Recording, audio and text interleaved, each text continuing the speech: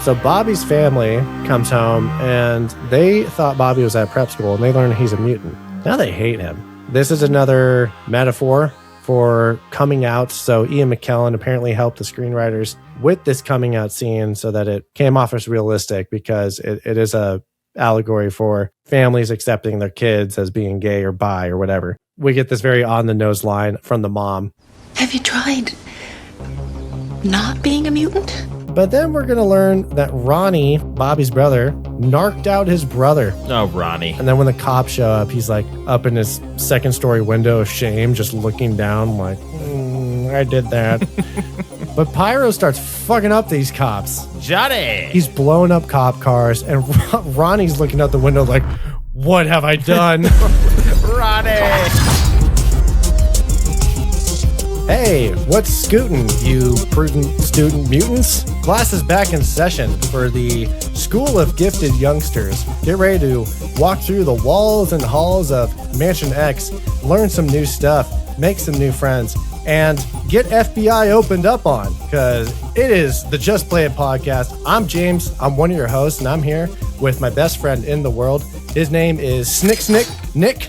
He is here to slash up some baddies. He is here to throw away some fatties, and he's here. His name is Nick. He is the corn dog himself, and he's my co-host. Thank you, sir. Yes, I'm Nick, but if Magneto asked me, what's your real name? I'd say the corn dog, because here I am, ready to go. You know, some people say it's not about where you end up, James. It's the mutants you meet along the way that make the journey all worth it. And we're going to go on a journey today because we are back in our franchise of the year, James. Yes, it's our secondary franchise, our trilogy of the year.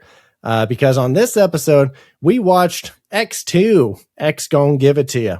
This movie stars DMX and X to the Z Exhibit. It's a story about ex-friends who now have to become best friends to fight their ex-girlfriends. Loosely based off the story of Malcolm X's life, and it's directed by Spike Jonze. Rated X. Rated.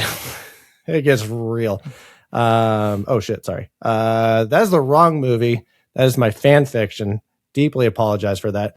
Honest mistake. We are actually watching X2, X-Men United from 2003. I got to be honest with you. I remember this one the least out of the original trilogy. Obviously, you know, the bookends usually stick out to you, the first and the last. So I do remember this one, not as well as the other ones. So I was very excited to go back and rewatch it. Doesn't disappoint. How about you? How is this a movie you've seen a handful of times, a couple of times, can recite it in your sleep? Where are you at? Like I said on our X-Men podcast, when we watched X-Men from 2000, it's our second episode of the year. You should go and check it out. Watch it on YouTube. Check it out on Spotify, Apple. This is a great time to remind you to head to our YouTube channel. Please subscribe. Please like this video. Please watch it.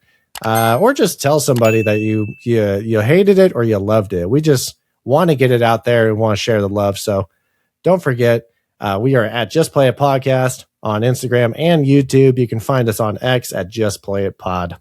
Anywhere you listen to podcasts too, just go in, just play it. We're right there. But yes, Nick, like I said on the X-Men podcast, I got into them more during the pandemic, where I can watch all these movies I never really saw when they first came out. And I remember watching X2, and I believe, based off memory, it was my favorite of the bunch. It's been a while since I've watched the original X-Men trilogy in general, so this has been a joy to go back and check out. So I think it's time for us to go ahead and give our pre-pop score, which is that first look. We watched it. We haven't talked about it yet. We haven't gotten in depth, and we want to see how each other feel about it. That's right, Nick. Our pre-pop scores are the gut reaction, a little bit of a hip fire, if you will. You know, it's a little practice shot. Because if you're not ready to aim and shoot, make the best target you can make, you just fire from the hip and just be like, I'm feeling this for this one. Nick, you are reviewing X2 first, so you're going to have to blind hit me and the audience with your pre-pop score, and I'm going to count you down. And I wish I had metal claws to just detract into my fists, but just pretend they're there. Maybe I'll just add some poor visuals. Give me that pre-pop on 3, 2, 1. Hit us. Oh, Nick, X2, you're hitting with a 7.8. My God. Okay. What kind of rating is that? Just kidding. And Nick, I need your 3 words. Seriously action-packed. Woo, I love that, baby. All right, James, your turn. Hit me with your pre-pops. 3, 2, X. X2, James, X, go, give it to you. 7.8. And James, that's also what I rated your fanfic. We are simpatico on the 7/8. James, let me hear your 3 words to describe this movie. Confident, comfortable, cool. The 3 C's of filmmaking, as everyone knows. I had to kind of bait you with I had to make you feel uncomfortable about that score because I was like, that's exactly what I gave this bad boy. You had me second guessing myself. You were like, oh no, is that too high? No, it's perfect. We were X-Men ununited. And then we were reunited. Well, I can't wait to see what we both have to say about this. And now it's time to get into this puppy. Time to look at the players. This is directed by Bryan Singer. Boo, this guy fucking sucks. We have discussed in detail. I literally put on a 24-minute presentation during the podcast for X-Men 2000 of why Bryan Singer sucks, what he did, and how he must be stopped. Otherwise, he won't stop. Yeah, it's a whole thing. So we'll touch upon it a little bit here after we run through the rest. But yeah, we usually like to say that people are friends of the show if we feature them on this podcast before. However, we cannot call pedophiles, sexual predators, pieces of shit friends. Enemy of the show. They're just people we happen to work with. Is he our first enemy of the show? Might be our first enemy of the show. No, we've had a lot of enemies, actually. Well, certified pedophile. But he's a standout. Wop, wop, He's a wop, standout. wop, wop. You know? Certified pedophile. So if you want to see that whole presentation, go ahead, watch the YouTube on X-Men, listen to the podcast. If you need to listen to it in the car or watch it on your TV, I exposed this man in 4K. Just kidding. It's 1080p. That's all we can afford right now. Hey, you know what? You can expose this man in 240 and it's worth it because people like this deserve it. All right, James, on the pen for this movie, our writers, speaking of on the pen, we have Zach Penn. Zach Penn. We have him. We have David Hayter and Bryan Singer. I believe this is our original crew from the original X-Men. Original X-Men, I believe, was Bryan Singer, David Hayter, and Tom DeSanto. Gotcha. Tom DeSanto's one of the producers. So Zach Penn, new on the pen. I did see somewhere in a fun fact that this went through 29 iterations of the script. So who knows how many people ended up touching this. That's what I was going to say. Because the first one was a lot too. Like Joss Whedon had a pass on it. I name dropped all those other guys who are very famous and have written famous films. Everybody did a pass on this. Some of it was kept from certain people's drafts. And Bryan Singer, who's in over his head, basically asked the phone guy, the PA, to write the script for him, which ended up being David Hayter, who we discussed was the voice of Solid Snake from the Metal Gear Solid video game franchise. So nice to see him back here. But yeah, just looking at it, Nick, we got story by Zach Penn, and then we have an which A&D, which means it's a separate occurrence. We have David Hayter with an ampersand, Bryan Singer. So I'm imagining Zach Penn made a concept for this sequel, but they also had to credit David Hayter and Bryan Singer because they worked on the first one together. And then we have screenplay credits by Michael Dougherty, ampersand, Dan Harris. So they're a writing team. And then also David Hayter is a separate and for the screenplay as well. So David Hayter seems to be involved. Who knows who wrote this? And a bunch of people had their hands in it. So there's not too much. It's not a clear-cut path of how this came to the page to the screen. And that's showbiz, baby. Woo! Hey, speaking of showbiz, we got showbiz stars. So who is coming back? James, we got our whole crew coming back. We have a few new faces that we're going to see throughout the film, but our main core is back. Our Hugh Jackmans, our Patrick Stewarts, our Halle Berrys, our Ian McKellens, our James Marstons. All of our main players, for the most part, from X-Men, we're back in X2. Solid new additions as well. Can't wait to talk about it. The dollar signs. We had an estimated budget of $110 million, and this bad boy grossed $407 million worldwide. Sure did. Large foreign box office, as we see with a lot of these superhero movies. And opening to $85 million. pretty good for 2003, I think. Pretty dang good. 110 million budget is really good for 2003. So they really thick boy. The first one was 75. They saw the success of the first one. Yeah. Yeah. They were like double down on it. Not quite double, but you know what I mean. That's going to transition into what I usually would do with the why is this movie got made? How did it get made? Pretty clear answer here. It was a hit critically and financially for Fox. So they said, all right, let's do it again. Whereas our other franchise of the year, Alien, when we went from Alien to Aliens, we had a very humble budget that exploded into a worldwide phenomenon. And we just had different directors coming in and actors holding up schedules. And it was a lot more to it of how that came to be. But this one's pretty clear cut. It's, hey, X-Men was a banger. Superhero movies can work and make money. Let's make X2. And Nick, based on our scores, we think it was a good investment because it just propelled the superhero genre even more. My 3 words of confident, comfortable, cool. It really just felt like it was all right, sophomore year. Been there, done that freshman, learn from our mistakes.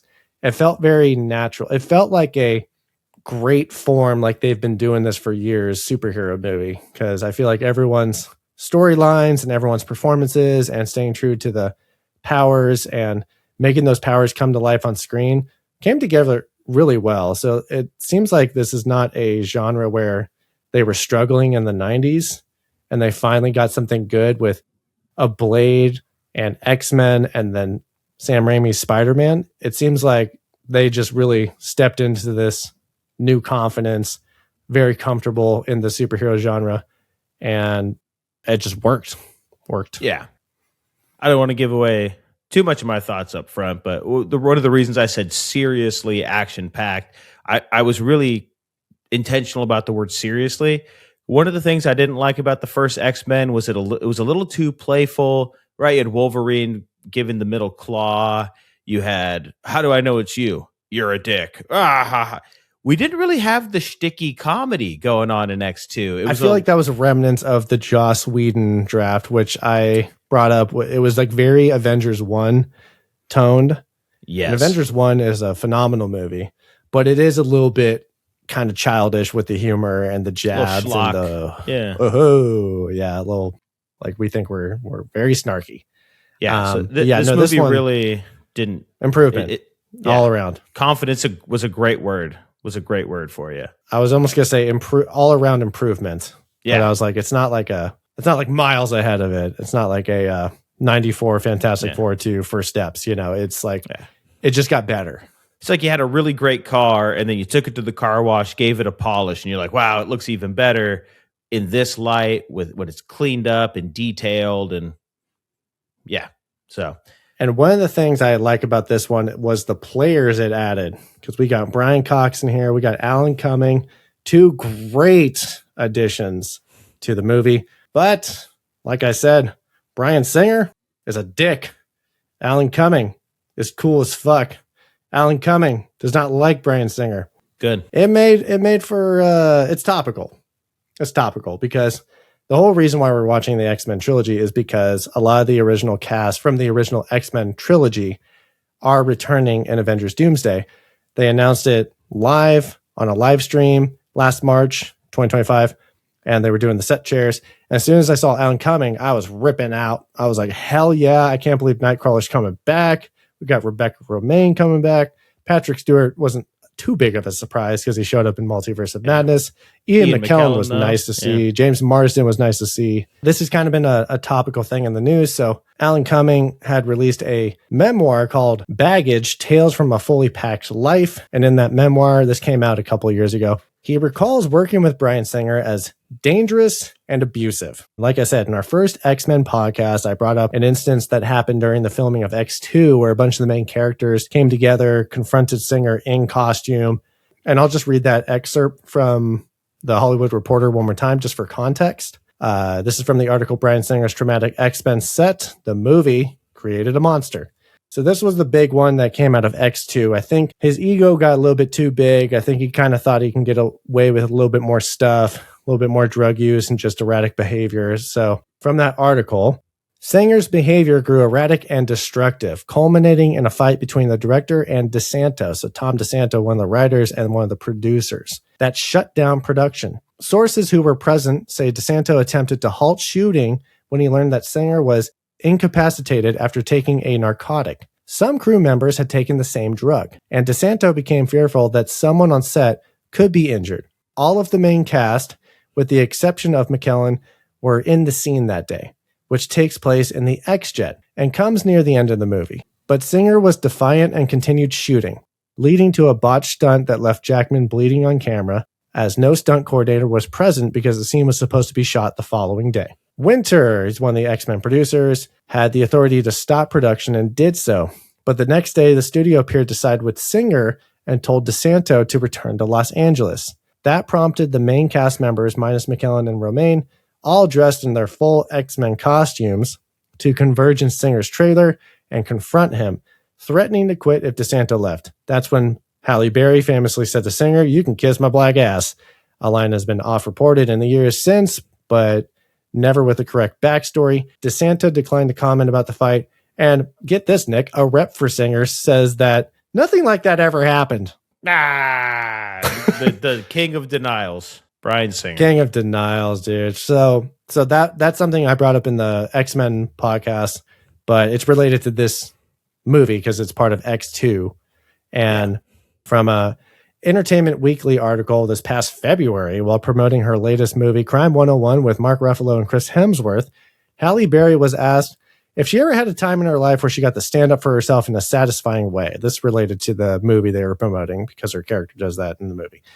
She said, "Oh yeah, I got one where I was very satisfied that I stood up to somebody, and it's a very famous one." Oh yes. I don't know. Oh yes, a really famous one when I got to tell Bryan Singer just where to go and how to get there on the set of X-Men one day. Mm-hmm. Everybody was mad, but they all said to me, "Halle, you go tell them," because they knew I would. And it's one of the greatest days on a set, telling someone who was wronging the entire crew, the entire cast, exactly where to go. Mm-hmm. And then I got on a plane and flew home. With my X-Men suit off. Was that the end of it? Then you ran? We shut down for a while. Yeah. We shut down for a while. And then so Tom much. Rothman came to my house in L.A. You did? But I'm sorry, that guy deserved it. That's the best story. From Alan Cumming's memoir, he said it all started from that moment. There was this instance where Patrick Stewart, Hugh Jackman, James Marsden, Famke Janssen decided to have an intervention with Singer because he was under the influence of drugs. And most notably, he admitted to be taking painkillers during the film's production. So they would console this guy. They would intervene with him, say like, "Look, like this has to stop." And after taking a pause, Bryan allegedly told his coworkers, "You people are fucking full of shit." And that none of them ever made a decent film. So imagine people are coming to you. You're trying to have a coming to Jesus moment and say, "Look, man, like we're here for you. We got to get through this. You can't be doing this." And you just let your ego get so inflated and you're scolding the people you work with, your teammates, the people that are trying to make you look good. And just the audacity for Bryan Singer to just be like, "You know what? You guys are fucking lucky to be working with me." What a sack of shit. I mean, we didn't need any more evidence that he's a sack of shit, but my God. So Alan Cumming said that he and the actors were bonded by trauma. So while the work experience may have been miserable, from the grueling hours in the prosthetic makeup chair to these unstable outbursts from your film's director, there was still some good relationships built. So Alan Cumming never returned to reprise his role in the X-Men series as Nightcrawler until it was announced last March in 2025 he'd be returning in Avengers Doomsday. I was like, hell yeah, let's go. And he's come out and said, it's super healing to come back to this character. I forgot how much I love playing this character. And the brothers, he's talking about Joe and Anthony Russo, the directors of Avengers. They directed Captain America, Civil War, and then Infinity War and Endgame. Now they're returning for Doomsday. It's like night and day. with the experience because they're like caring. They want to make sure everyone's doing good and having fun versus a Bryan Singer who's just erratic on drugs and is a fucking pedophile loser. And who thinks that somebody like Stan Lee's material, he's like, oh, I made this great movie. It's like, I don't know, you directed this. And he asked the phone guy to write it. He asked David Hayter, who's a fan of the fuck off. So this one specifically, even though this might be my most hated guy in film ever. He's getting there. Even though I love the movie and we rated it pretty high, especially for like a superhero movie, it's a pretty good score that we gave it. That's a credit to everybody else but him. Yeah. That's a credit to all the other writers, all the performers, all the VFX artists, the set decorators, the sound mixers, the costumers, the guys doing craft service, the grips, the lighting, the transportation, everybody except for the director, because he is not a good leader and he fucking sucks and he's a garbage human. And this movie specifically, he's a strong nom, #strong nom, for my worst director of the year. I don't want to be unfair to the committee and the democratic process of voting, but and the Academy. I might just crown him now. Not even halfway through the season. It might just have to happen. But yeah, we're approaching halfway and this is a good winner. The only one that might be behind him is his buddy boy, Gary Goddard, fellow pedophile who directed Masters of the Universe, who was friends with Bryan Singer, and they're friends with Brian Peck, who was literally arrested for. They all showed up in cameos in X-Men. Showed up in cameos. We talked about it all, but you know what? That's in the past, not the days of future past, but the past. So that's all I got to preface this movie. Now let's get into it. I'm going to go ahead and read this log line, and we'll jump into plot talk. Our log line is: when anti-mutant Colonel William Stryker kidnaps Professor X and attacks his school, the X-Men must ally with their arch enemy Magneto to stop him. What? I should have called it Mutants United, because I don't think Magneto's an X-Men. Although he's a former X-Man, I guess. Yeah, we'll talk about it all right here in Plot Talk. Plot Talk. All right, James, we get into this movie. We have a voiceover from the man himself, the original X-Man, Charles Xavier. And he's going to sort of tell us the state of the world. And he has a really good line here where he says, sharing the world is not what humanity is good at, which is a little foreshadowing because obviously Charles Xavier is our foremost optimist when it comes to relations between humans and mutants. And he's talking about, what's going to happen in this world. We're trying to get along with humanity, but I know it's an uphill battle. Like, I know I'm the good guy, but this is going to be a tough one. And it's over this kind of cosmic looking being. And I was like, what is this? And upon research, I guess this is the Phoenix Force, which is going to be a big thing to end the movie and a big part of the next movie. But if you don't know, Phoenix Force, one of the most powerful cosmic entities to exist, basically a multiversal embodiment of psychic energy and physical manifestation of life and rebirth. It exists outside time and space. It's order, it's chaos, it's a universal constant. So that's going to be a thing that is very popular with the Jean Grey story arcs in the comics. They've tried it twice on screen. And it hasn't been super well received, but that is lingering in the background. It is. And there's something this movie does really well. They do scene transitions really well, where we see something, we're told about something, and then we get thrown right into it. So we get told mutants and humanity, they're not quite getting along. Humanity doesn't share the world quite right. Like the tensions are high. And then we go right into a break-in at the White House. So we're saying, all right, there's already conflict happening. Yeah. And this is where we get our intro into Nightcrawler, our new character. And Nick, this is the best scene of the movie. Super badass. It's so good. It's so cool. So this is how you start a movie. This action movie has a lot of great action sequences in it, and we're starting out strong with the White House attack. First off, we got this tour guide that is quoting Lincoln in front of this tour group. So Lincoln was the president during the Civil War, and Civil War is going to be kind of a big theme, a big undertone of the X-Men movies. the best X-Men storylines involve mutants versus humans because it's all about acceptance. And the X-Men comics have always been an allegory for civil rights movements. And Bryan Singer's original trilogy kind of focuses a lot more on gay rights and LGBTQ plus themes and undertones and comparisons and metaphors. So it's nice to see that already off rip, we're getting foreshadowing and symbolism with these White House portraits, because one of our first better looks at Nightcrawler, because the first shot we see him very up close and we see a little bit scarring on his face. And we're like, all right, who's the shady character?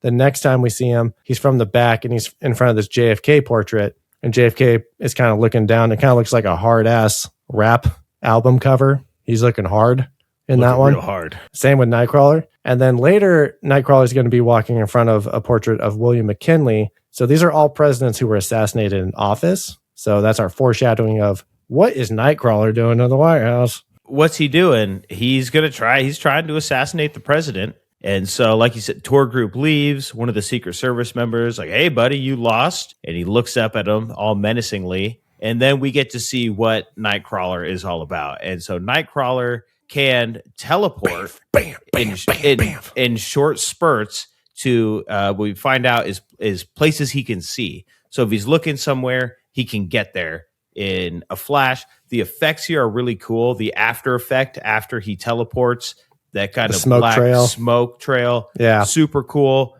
They think there's two people. He's just, there's a guy over there. There's a guy over there. Chaotic. Really cool. And in the comics, Wolverine snicks his claws, but Nightcrawler bamfs when he teleports. It's like a, like the pow, smack, bam. His sound effect is BAMF, which makes sense because he's a badass motherfucker. Oh, it almost sounds like a wet towel, or like you're trying to like shake it out or like whip it, like whoosh. Very cool effects. Cool intro with Nightcrawler. There's this super sick slow motion scene in the Oval Office where he is just teleporting. He's kicking guys up. Guys are flipping. He's grabbing guns with his tail. It's like a third hand for him. Very cool effects. Very cool action sequence. They really cooked on this one. Again, X-Men had a little bit lackluster fight scenes at points, and the wire work was a little bit too much for me. But this one, fight scenes are way better. They're really good. And Nightcrawler, like you said, Nick, does almost succeed with the assassination of the president, but he's shot by what the fictional President McKenna would probably consider to be his MVC, a random Secret Service guy that saved his life, because he clips Kurt Wagner, Nightcrawler, in the arm, the shoulder, and Nightcrawler just bamps out of there. So I was thinking, what if he actually succeeded? What was the plan there? Because it seems like he was right there about to do it. I don't think it was let's pretend like we're going to do it, because he didn't know he was going to get shot. So how crazy would that be if he succeeded? I feel like it'd be an all-out war after that. And I think that's why that's the opening scene, because it's how close we are to the brink of this all falling apart. Everything's bubbling under the surface at the moment between humans and mutants, and we're saying we are this close. We are this close to, like you said, that civil war starting. And in our head, in my head at least, I don't know how you felt, I thought this was Magneto's plan. We're going to find out later it's not his plan. And so how many people are invested in this war starting from which sides? Very interesting. That's the opening scene. If you're in the theaters, you saw X2, you're like, I loved X-Men. I see X2. Boom. This is what you're in for. Yeah. Later, Nick, we're going to learn this is William Stryker. Yeah. No surprise there. He was ready to murder the president in order to get what he wants, which is to kill all mutants, because he is a psychopath. He's a domestic terrorist. What can you say? There's really no other way to put it. Before we get to Stryker, and again, a little bit of scene transition. Later on, we know it's Stryker. Well, where's Stryker's going to be? Well, he's going to be the same person that Logan has been looking for. We find out later. If you know the comics, you know. If you know, you know, right? And the last movie ended with Charles sending Logan out into the mountains of Lake Alkali. Yeah, and this is where Logan goes. He's out there. He's searching for answers. He's going to be searching for answers this whole movie. That's sort of a huge part of his character, constantly searching, not knowing who he is, what he really wants. Lake Alkali has nothing for him. It's this abandoned base. It's this frozen tundra. Interesting. Fun fact about this scene. They filmed it in Alberta, in Canada, because of all the snow. When they went to go shoot it, Sunny as can be. All the snow's fake. They wanted it to be real. Silly gooses. That sucks. He's up there searching for answers. You know, we actually see the plaque, Lake Alkali, so that we know as an audience, oh, he's at Lake Alkali. He's there. Doesn't find anything. He's frustrated. He starts to leave. Again with the scene transition, bing, bong, boom, we get ourselves over to a museum that the students of the X Mansion are visiting. And the first thing that we hear about are these Neanderthals, right? The first humans, they're animalistic. They're not fully people. We went straight from Logan, straight to Neanderthal. There's a kid who's looking at a saber-toothed tiger. We're like, his brother, Sabertooth. They're tying these scenes together off the rip really well. We're like, all right, I see you. I see you. Not you, Bryan. Fuck you. But I see the rest of the crew who's working hard. And that transition literally goes from the Wolverine to a taxidermy wolf in the museum. So that's like a direct transition. Wolverine saw a wolf out in Lake Alkali. Now we end on his face. We fade into a taxidermy wolf at this exhibit. But in this museum, Nick, we're going to learn that Jean is hearing a lot of thoughts. Scott Summers, Cyclops, is going to bring up the fact that she's been different ever since the Statue of Liberty instance. So it's insinuated that Magneto's device maybe had an effect on her, or maybe it was like a beacon for the Phoenix Force to start reaching out, because she's having nightmares and she's hearing stuff from future scenes in the movie. You can hear Rogue say, they'll kill him. They're gonna kill him. They're gonna kill him. Logan, when Mansion X gets stormed in, you can hear Logan yell, no, no, no, no. Again, Phoenix Force, not bound by time. Yeah, you can tell she's a little unstable. Her eyes are darting all over the place. She's pretending to be fine. She's clearly not fine. She's talking about how she's not quite having full control over her powers. She's very erratic. You could definitely tell she's like, with the voices, it's almost like she has Charles's powers, right? Charles even says, I think in the original X-Men, she's stronger than him, but it's so overwhelming for her. My brother asked you a simple question. Why are you being such a dick? Yeah, why are you being such a dick? Because I can. We have a guy we did meet in the original X-Men in a very, very small role. We have Pyro, Johnny. He himself, he has an attitude, Johnny. And dude, Johnny's a jerk in this one. He's ready to literally roast some humans verbally and set them on fire, because that's his powers. He manipulates fire. Yes, Nick, we did meet him in X-Men 2000, but it was a completely different actor. Very super sad backstory that I also brought up during the podcast. So this is a recast Pyro. John, I don't even know what his last name is. Don't matter. He's just Johnny. So this is Aaron Stanford, who now plays Pyro in this movie. And he is messing with some guys who are just asking for a light, because he's got this little Zippo, and these guys are like, hey, give me a light, give me a light, give me a light. And so one of the guys, I think, steals the lighter and then lights a cigarette. And I was thinking, hey, you can't, this is a food court in the museum. Dude, you can't smoke in here, right? I know it's a little older, but 2003, we weren't smoking in museum food courts. So two things here, Nick. Point one, I looked it up and I was like, oh, wow. Okay, never mind. July 24th, 2003 is when the state of New York, this is a very meaningless fun fact. The state of New York made headlines when the Clean Indoor Air Act took effect and banned smoking in nearly all indoor establishments, including bars, restaurants, and what I would assume is museum food courts. And I found this YouTube video of old news clips from 2003. All these New Yorkers are all pissed off that they can't smoke inside anymore. And I was like, it's hilarious. So X2 actually came out May 2nd, 2003. So yeah, maybe it was allowed, because we were right there on that 2003 cusp.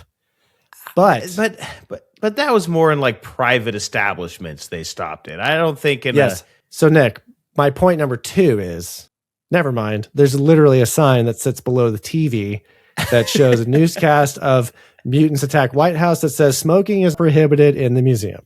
So, but yeah, I thought that too. I was like, oh yeah, 03 really was the defining year of smoking's normal and now smoking is gross and unhealthy. But yeah, Pyro's a hothead. Makes sense. He's on fire. We get another sick scene where everybody freezes. We got mimes in here, literal mimes standing still because they're really good at it. And we know it's our boy Charles. rolling Okay. up to the scene. I just got to throw this out there. I love renting the movies we watch on Amazon Prime, on Prime Video. The fun because facts. if you watch on your computer, you get thrown with fun facts. And one of them was like movie goof. One of the actors who's supposed to be standing still, you could see him blinking. It's like, well, what do we expect? Like when Charles stops people in their tracks, does he just keep their eyes open and their eyeballs dry out for 2 minutes? Like he has to let them do involuntary, like their heart stop beating. Like, what are we talking about? You got to let them keep doing involuntary movements. Prime Video. It's not a goof.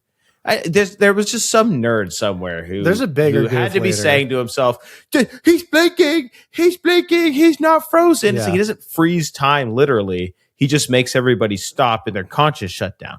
He doesn't stop them from blinking. So relax. Yeah. That's my soapbox. I'm off of it now. You can kind of see some people like especially kids that are like kind of swaying, but everyone's doing a pretty decent job. Yeah. I didn't break the immersion when I saw a guy blink. I was like, he doesn't know. And you're so used to VFX of like, oh, they're going to freeze everybody in VFX, but nah, man, keep it old school. But yeah, Charles comes in. He's going to stop Pyro from doing his Pyro thing. So we know Pyro's a bit of a problem. Charles can sense that a little bit. Says, hey, we don't do that. We're better than that. We don't attack humans. Charles does have a little bit of a superiority complex. And I think that's why him and Magneto have such a good push-pull. Magneto knows he's better, so he should dominate them. Charles is like, I know I'm better than humanity, therefore I must be compassionate to them because they're a little bit lesser. There is that little bit I can see that. Charles Xavier, which is, I think is a very compelling character trait of his. But Charles's big thing is, hey, we have this problem. There was this assassination attempt at the White House, and we need to get to this assassin before the humans do. We're going to go ahead and jump back over to the White House.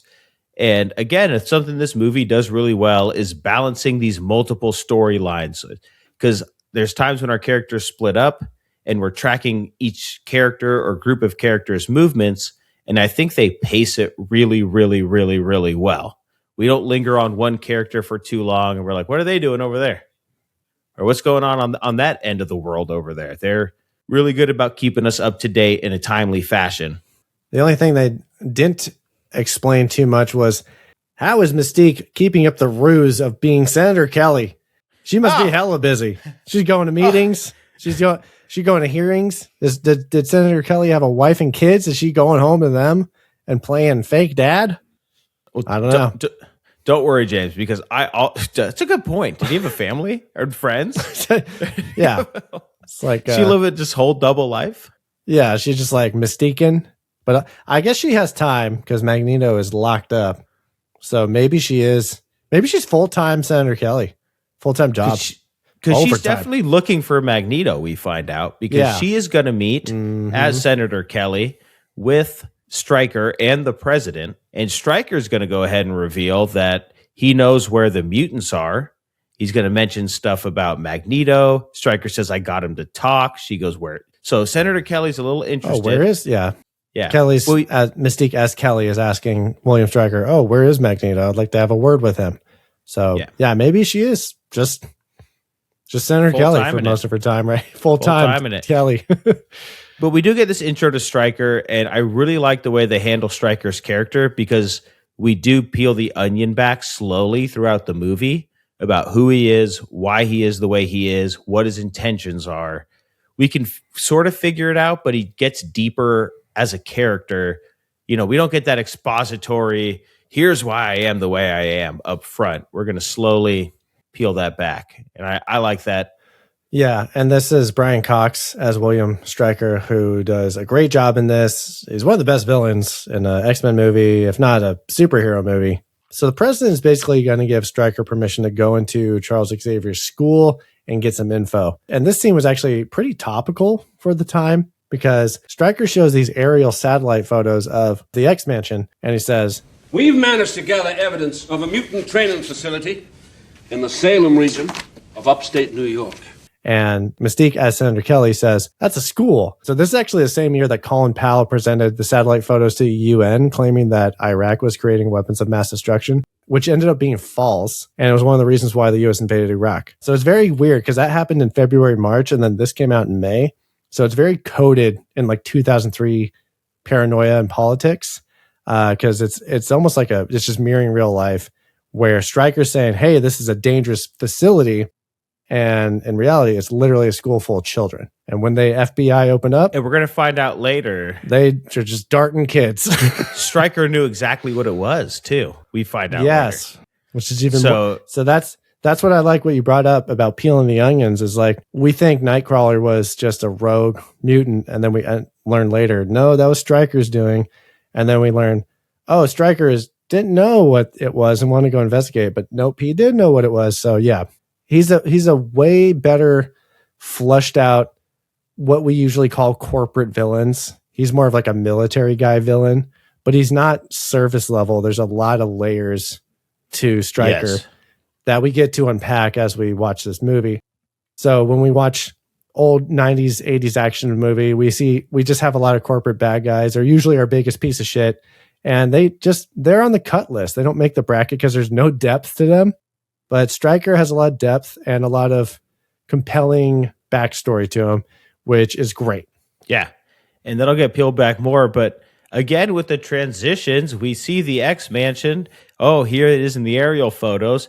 No, we're back at the X Mansion because Logan has returned. And again, I think this is part of the whole balancing all the stories is one group talks about or looks at something the other group is doing. Then we switch to them. Then we switch to them. Then we talk about them. Then we switch to them. It interweaves very well from the story writing perspective. I'm going to credit Zach Penn on that one, on the pen. I don't know if that was him. Let's credit Zach Penn, David Hayter. Let's throw Michael Dougherty in there. Dan Harris Great job, guys. can be thrown in there. That's it.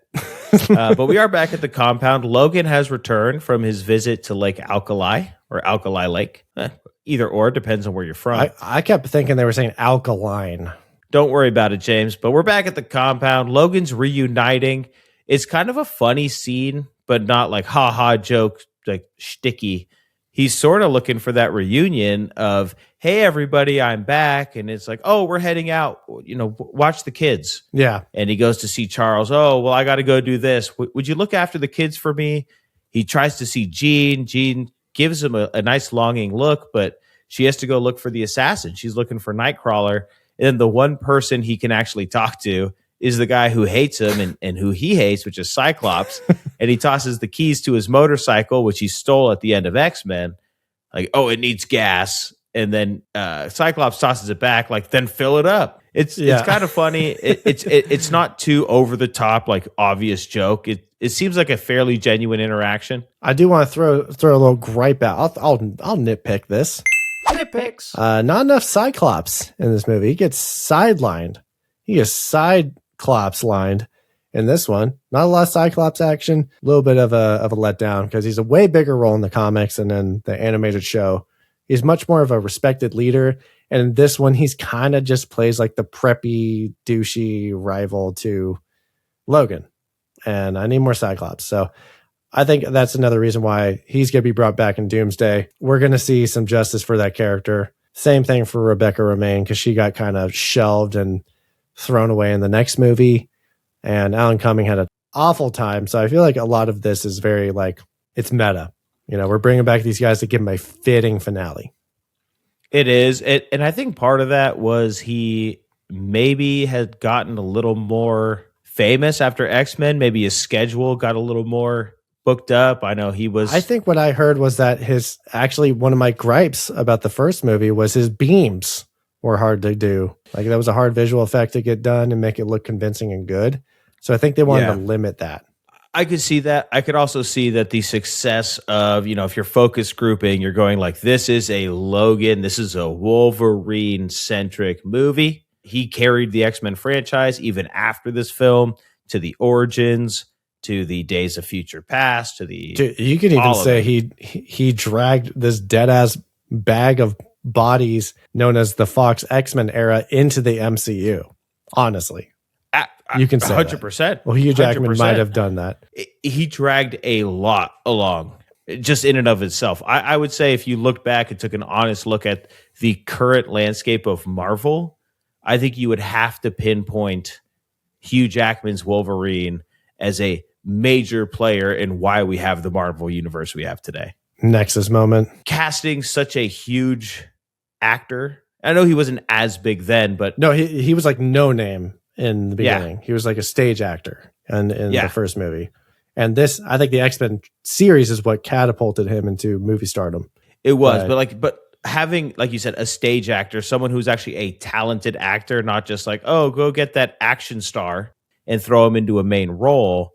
And then just saying like, hey, we can build this character, having character longevity, not just, hey, you're just going to be in a movie or two movies, but hey, we could franchise, like you're a staple. And look at RDJ now, right? Like he's the modern day Hugh Jackman. I don't know.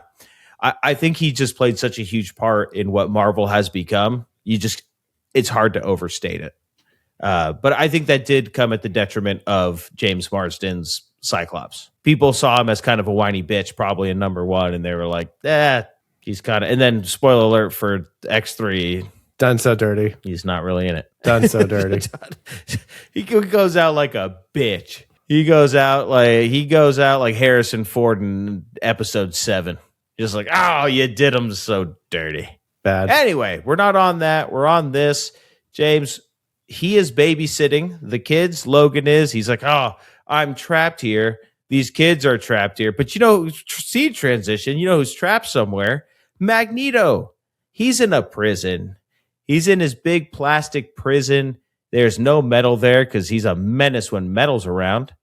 And we're thinking, oh, he's, sometimes you have a prisoner who has a master plan, who's in charge, and he's toying with everybody. Nah, man, he is Stryker's bitch. He is getting mistreated. He basically has this truth serum that's getting injected into the back of his neck. There's this mark on the back, and he's spilling the beans to Stryker. We find out Stryker is looking for Cerebro because he sees it as a way to identify all mutants so that they make them all easy targets. We're starting to see Stryker's intentions, true intentions. Still more onion to peel back. I thought, oh, yeah, this is what Stryker's about, just killing all the mutants. More to peel back later, but this is a nice little expose into Stryker's a ruthless son of a bitch. Very calculated. And we do get those puzzle pieces to figure out what Stryker has been doing and how he's been doing it. Because my memory of this was like, oh yeah, Nightcrawler attacked the White House, probably just to make a statement. And I totally forgot he was under the influence of mind control on this rewatch. I was like, oh yeah, what was I? Forgot about that. So we see Stryker like take out this syringe and like kind of dip this liquid onto the back of Magneto's neck. And then it makes this kind of crater scar. It's like acid almost, like digging in the back of his neck. And he looks up and he's kind of got like bright silvery eyes. We're going to learn throughout this movie that he's been brainwashing and mind controlling a lot of these mutants. So his main victims are Magneto, Nightcrawler, and Lady Deathstrike, who is his personal bodyguard, who has adamantium nails that retract out of her hands. And Nick, this is going to be our first friend of the show, Kelly Hugh. She was Susie in Harley Davidson and the Marlboro Man. She was that cashier at the gas station where Mickey Rourke came in and thwarted a armed robbery. And she's like, hey, mister, it's on the house. And he's like, that's bad for business. Pump all the gas you can hold. That's not good business. Harley Davidson, where's the Marlboro Man? Is that when he was like, if I had $1 for everyone who was threatened to I had kill $1 me. for every knucklehead to point a gun at me. Yeah. If I had a nickel for every time some piece of shit pointed a gun at me, I'd be a rich man. Hell yeah. Very 90s action movie if you're into cheesy one-liners and a good time. Check it out. But I do remember actually shouting that out on that podcast. So Kelly Hugh as Deathstrike is going to be under this mind control. She gets the most abuse out of it because she is constantly, it's like he is overfeeding it to her. But we're going to see later that Nightcrawler, when Storm and Jean Grey show up, he's got a similar scar on the back. And I was like, oh, it was okay. It's mind control. All right, we're cooking. Also, just got to say, love the production design of Magneto's plastic prison. I know that was in the first movie as well at the very end, but it's really cool. Super cool. Love it. But we get truth serum out there and that sucks. And that's where we learn Magneto gave up all the info of Charles's school to Stryker. Yeah. So that's how we need to target it. And this is a really good job establishing that Stryker, with this tool to his disposal, is actually a real freaking threat as a human. It's not mutant on mutant, because you're thinking to yourself, okay, Magneto, what human could even step to him? And you're like, wait, Stryker has this ace up his sleeve. He's actually a threat. He actually has Magneto under his thumb. All right, he's serious. Like, he's going to be a problem. This is good to know. In the meantime, Jean and Storm are going to find Mr. Nightcrawler. They track him down, and we find out that all those markings on him, he's a bit of a masochist, very religious, punishing himself, thinks of himself a bit as a freak. We find out he was in a carnival circus. That he says, "Oh, I was known as Nightcrawler." He likes to tell everybody, and then everybody's like, "Hey, okay, I get it. We're all mutants here. We don't got to do this." And like you said, they very clearly show he has the same mark as Magneto. So this is where we put together Stryker brainwash him into the assassination attempt. We find out he's just a good guy. Like, he doesn't want any of this. Stryker is rounding up as many mutants as he can, finding out who's useful to him, and then giving him that old gooey back of the neck shot and putting the control over him. Doing some gross stuff. Yeah, he's gooing him. They're taking back shots from Stryker. It sucks. Anyway, didn't even take him out to dinner. We have Charles going to meet Magneto. This is where we learned that Magneto is the one who told him everything because of that goddamn truth serum. He says it at first to Charles, like, I'm a villain. I told him everything. And then the reality, a little bit of a misdirect for the audience. Reality hits Magneto of, I told him everything. And then here's more of that Stryker background. Stryker's son is an insanely powerful mutant with insanely powerful mind control. Like, I guess they were saying his like brain matter, he secretes some sort of serum, his brain matter, where he could mentally control anybody. So Jason Stryker is kind of like a Charles Xavier, where he has mind control. He can read people's minds. He can get into their heads. William actually sent Jason to Charles Xavier to actually cure him from his powers. So again, this is another metaphor for gay rights and LGBTQ plus themes. It's kind of like gay conversion therapy. But Xavier wanted Jason to embrace his powers and learn how to control them. And I'm not sure if the movie said this. I don't recall if William had him withdraw from school or if his like quote unquote sentence was up and then he went back home and he was more in control of his powers. I forgot if that was stated or not. But what's insinuated and what's said out loud is that Jason has mutant hating parents and he's a powerful mutant. So his newfound control of his powers mixed with his parents' disgust result in resentment. So Jason would have a lot of animosity towards his parents. He would toy with them, kind of put these visions in their head. And Stryker tells us this striking story of how his wife put a drill to her own head to quote unquote get them out and ends up killing herself because of that. Jason, I think, was just a normal kid who just had these crazy powers, and then the upbringing, the household, who knows if there's anything else in the mix, led him down a destructive path. But I believe William Stryker handicapped him where he can have control of him. So I'm imagining he was never in a wheelchair. I think William Stryker disabled his son to control him and to exploit his powers. And then what he says later, this is like way later in the movie, he says, oh, his brain secretes a liquid that acts as a mind control substance. Mm-hmm. He's basically using his son, who he refers to as Mutant 143, as his own personal weapon. It's you could tell because he calls him Mutant 143. Charles calls him Jason, so Stryker doesn't see him as a son anymore. Sees him as an asset. Charles still sees him as a person. He clearly didn't like mutants. He didn't want his son to be a mutant. I always want my son to be normal. And in this scene where we learn about the truth potion, as he calls it, Stryker calls it a potion, like he's a witch or something.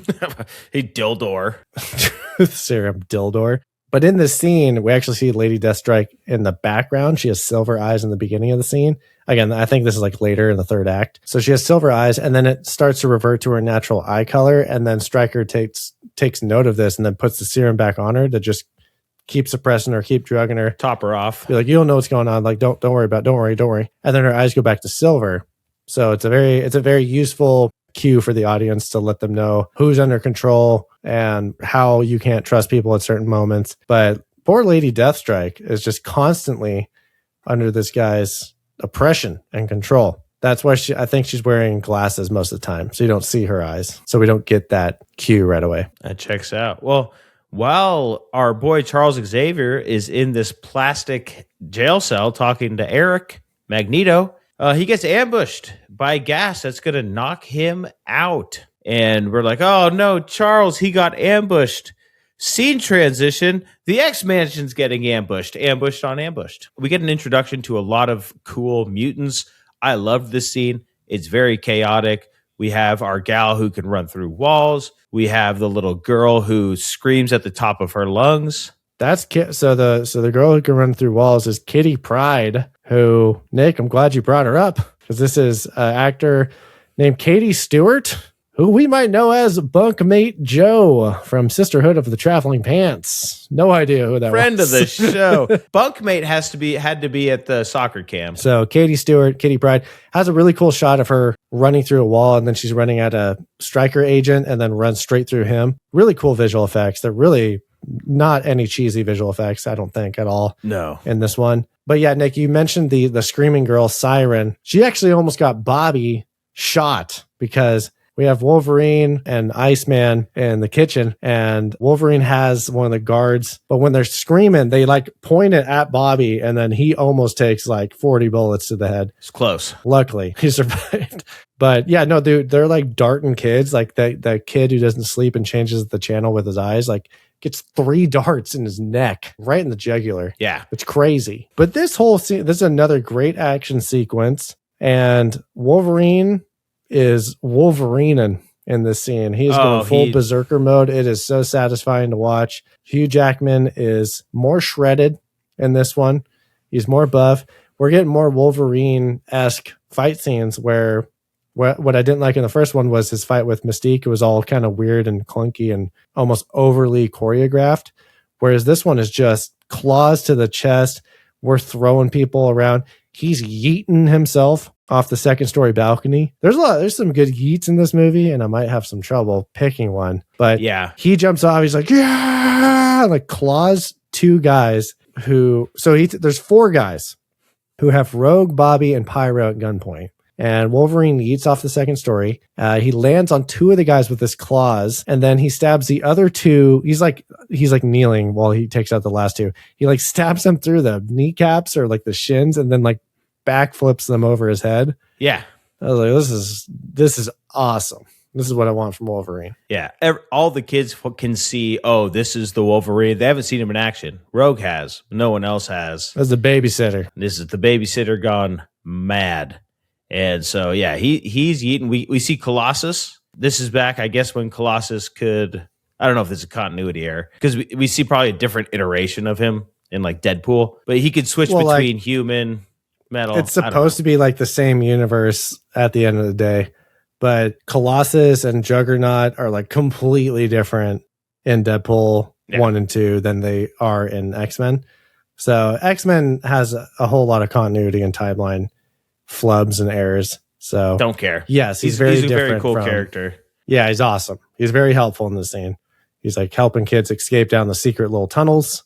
But Nick, we do have this scene with Stryker. We meet up with him in the hallway, and Wolverine doesn't know who he is, but Stryker does. Stryker, throughout this movie, this guy has some frequent flyer miles, because he is constantly just showing up randomly for like little jabs at people, and then he bounces out of the scene. Then he's in the next scene with the next group of people, showing up, hurting them. So he's going to show up to his son. Then he shows up in front of Wolverine. Oh, yeah, you were my creation. Don't you want to know what happened? And then, boom, that happens. He's gone. He's back at the facility where everyone is. Then he's at Lake Alkali, where he's at the White House. He's a serial jabber. This guy shows up, gives people emotional jabs, then bounces onto the next scene where he's going to fucking throw a jab at, oh, Wolverine, you're just a failed experiment. Then he's out of that scene, over to the next scene, This guy's just fucking all over the place. I was looking, I was like, dude, what? Well, I was trying to track, like, okay, did they ambush right as they got Charles Xavier because they knew that it was safe to now go into the X Mansion with Xavier out of the picture? Well, Stryker's there, and then he's over there. So I'm trying to pace out this movie based on how fast Stryker can travel, because this dude is everywhere. He's got a plan, and he is willing to go everywhere. Jet setting. Yeah. Anyway, they have the reunion, and this is, like we were saying earlier, with Wolverine, where he is constantly fighting between doing the right thing and selfishly trying to figure out who he is, where he came from. So he's not going to go and help the kids escape. He wants to hear Stryker out. He wants to know, who are you? How do you know me? Tell me who I am. But Iceman's going to come in, put up an ice wall to help Wolverine escape. And Rogue, I wish there was a little more of this in the movie, because in the original X-Men, Rogue is kind of his canary in the coal mine, who is his moral compass of, you should do this, you care about me, we have this connection. And this is a great example of it in this scene where he goes, you'll be fine without me. And she says, no, we won't. Yeah. And that sort of snaps him back into reality. Yeah. And I feel like Rogue her presence in the trilogy kind of fades as time goes on, unfortunately. But I'm assuming when Iceman ices the conversation and puts a giant ice wall in between Wolverine and Stryker, it has to just be a practical giant piece of ice. Very cool effect. Very, very good looking. They do escape, and they're going to steal another one of Cyclops' rides. And this is going to be a Mazda RX-8, which is quite the commercial tie-in. I was pleased to see it. It's a hell of a car. It's a great car. I saw the car, I'm like, hell yeah, James. Dude, it's like, we're JDM in here. Very popular with street racing crowd. And speaking of that, the one that we see driving on screen was actually a Mazda RX-7. If you're a Fast and Furious nerd, you might know that was the type of car that Vin Diesel drove in the first movie before he was all Mopar'd out. It was a RX-8 body on top of a RX-7 chassis, because the RX-8 wasn't ready to be in production quite yet, but there was this product placement tie-in, and even on the back of the car on the RX-8, the X is enlarged for the movie's branding. But it's a hell of a car. Rotary engine, mid-engine. Someone in high school had one of these. He let me drive it. That thing grips to corners. It is redonkulous. Performance vehicle. But it's a performance vehicle. Yeah, it was called Mutant Blue, the paint job, this custom RX-8 from the movie. It's a sweet looking car. I was tickled that it was included. I was like, oh, look at the Mazda RX-8. You don't see those on screen all the time. But when they're driving in the Mazda, Pyro's like, oh, I need music to break the tension. And then NSYNC's Bye Bye Bye comes on. And I can't help but think Deadpool and Wolverine made that a callback maybe to this movie, because the whole opening sequence of that is a dance number to NSYNC's Bye Bye Bye. So I was like, oh, it hits different after 2024. I don't like uncomfortable silences. What are you doing? Well, our boys are going to get away, and there's like, we got to get to Jean and Storm in Boston, and then we got to get to the professor. Smash cut to the professor. He is in the clutches of Mr. Stryker. This is where we find out his backstory more. We're peeling that onion about, you tried to help my son. He killed my wife. Yeah, so this is what we were talking about already when he introduced Jason as Mutant 143. We get the truth serum reveal. So then we're thinking, all right, Stryker is big time villain. But Nick, we have another villain who we're kind of on his side, but he's still doing villainous shit, because Magneto and his grand escape is nutty. It is nutty. So let me just say this. We got a scene with this character named Mitchell Lario, who is played by Ty Olsson, who is kind of like a dopey looking, peaked in high school kind of guy, who is our main guard. Around. He's like on TV shows. I've seen him. When I see him, I think of Just Friends with Ryan Reynolds and Amy Smart. He is one of the high school classmates who says, Jamie, would you sign my yearbook?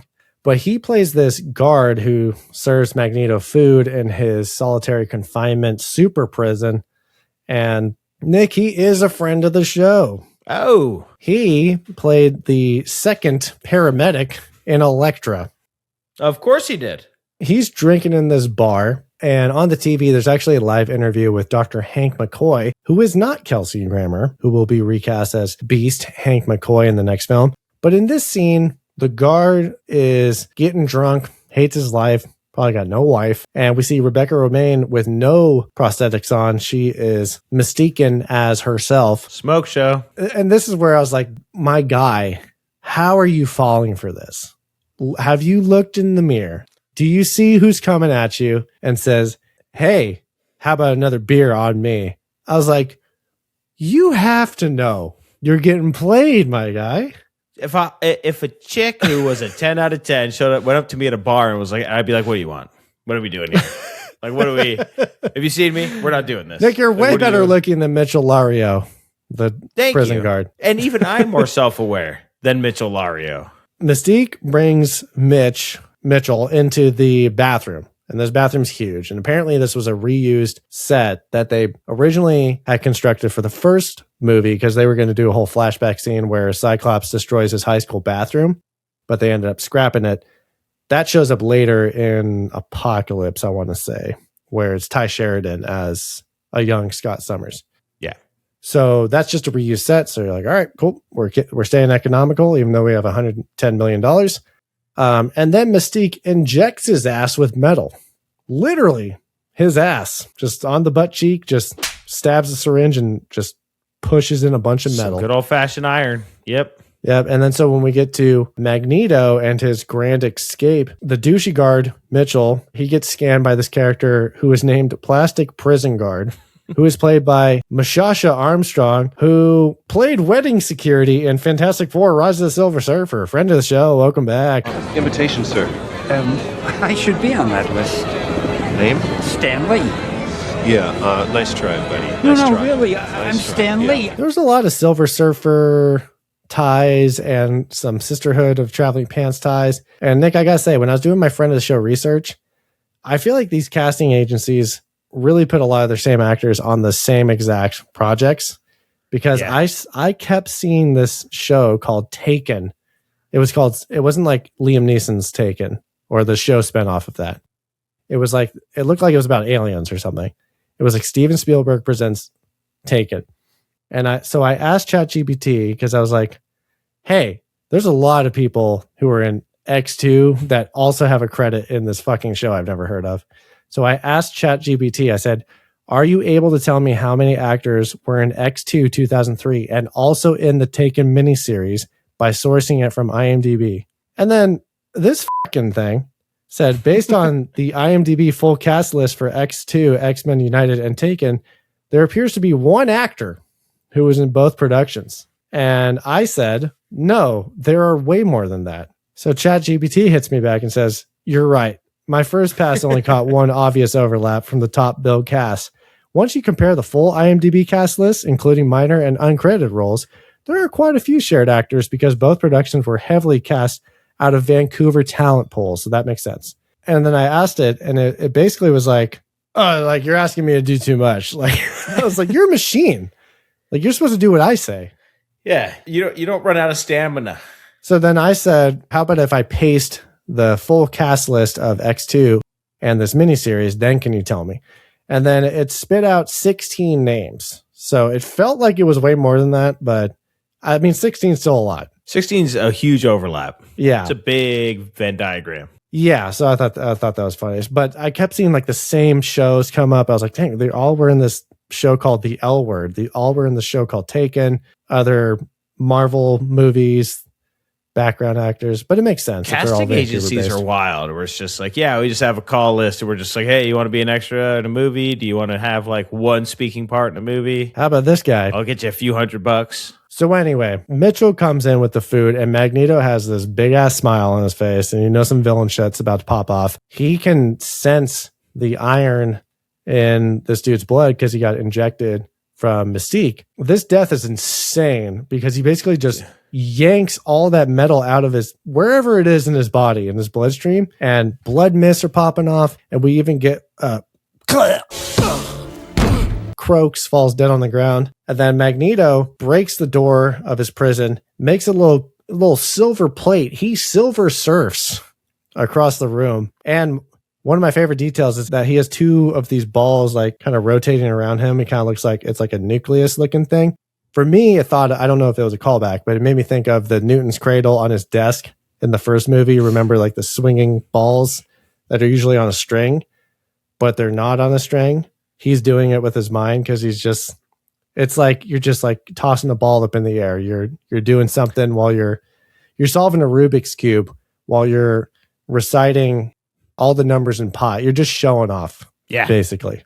We get it. Dude. But we see that these balls are going to actually be projectiles, and he starts like sending them bullets through the door. And bullets, dude. And he has it is a creepy, gleefully smile as he is murdering these guards. So I was like, Magneto's back, baby. Fucking love this. All villain. he needed was a little bit of metal, and he was. It really does show you how, like, he's not just some schemy villain. He's not, Skeletor, like, nah. Like, this guy is powerful. Like a little bit of metal, and he becomes one of the most lethal beings on the planet. So it really reinforces him, and it also reinforces how dangerous Stryker is for having been able to subdue him. So now we have these really two powerful beings. We also now have Charles, who is getting messed up by Jason. So all of our big heroes were like, they're all in trouble. We have big threats going on. So the movie doesn't feel all, oh yeah, someone's just going to superpower their way out of this one. Like there's some serious shit happening. Well, speaking of superpowering your way out of this one, we got to go meet Bobby's family, who sucks, in my opinion. I don't These get guys. Yeah. So they need to lay low. They escape the mansion. They drive the Mazda RX-8 to Bobby's family's house in Boston. Well, they're like, we got to go see Gene and Storm in Boston. And Bobby's like, my parents live in Boston. It's like, no. My parents live in Boston. How convenient. Let's go to the Drake house. I think it's Drake. So Bobby's family comes home, and they thought Bobby was at prep school, and they learn he's a mutant. Now they hate him. They're like, fuck this guy.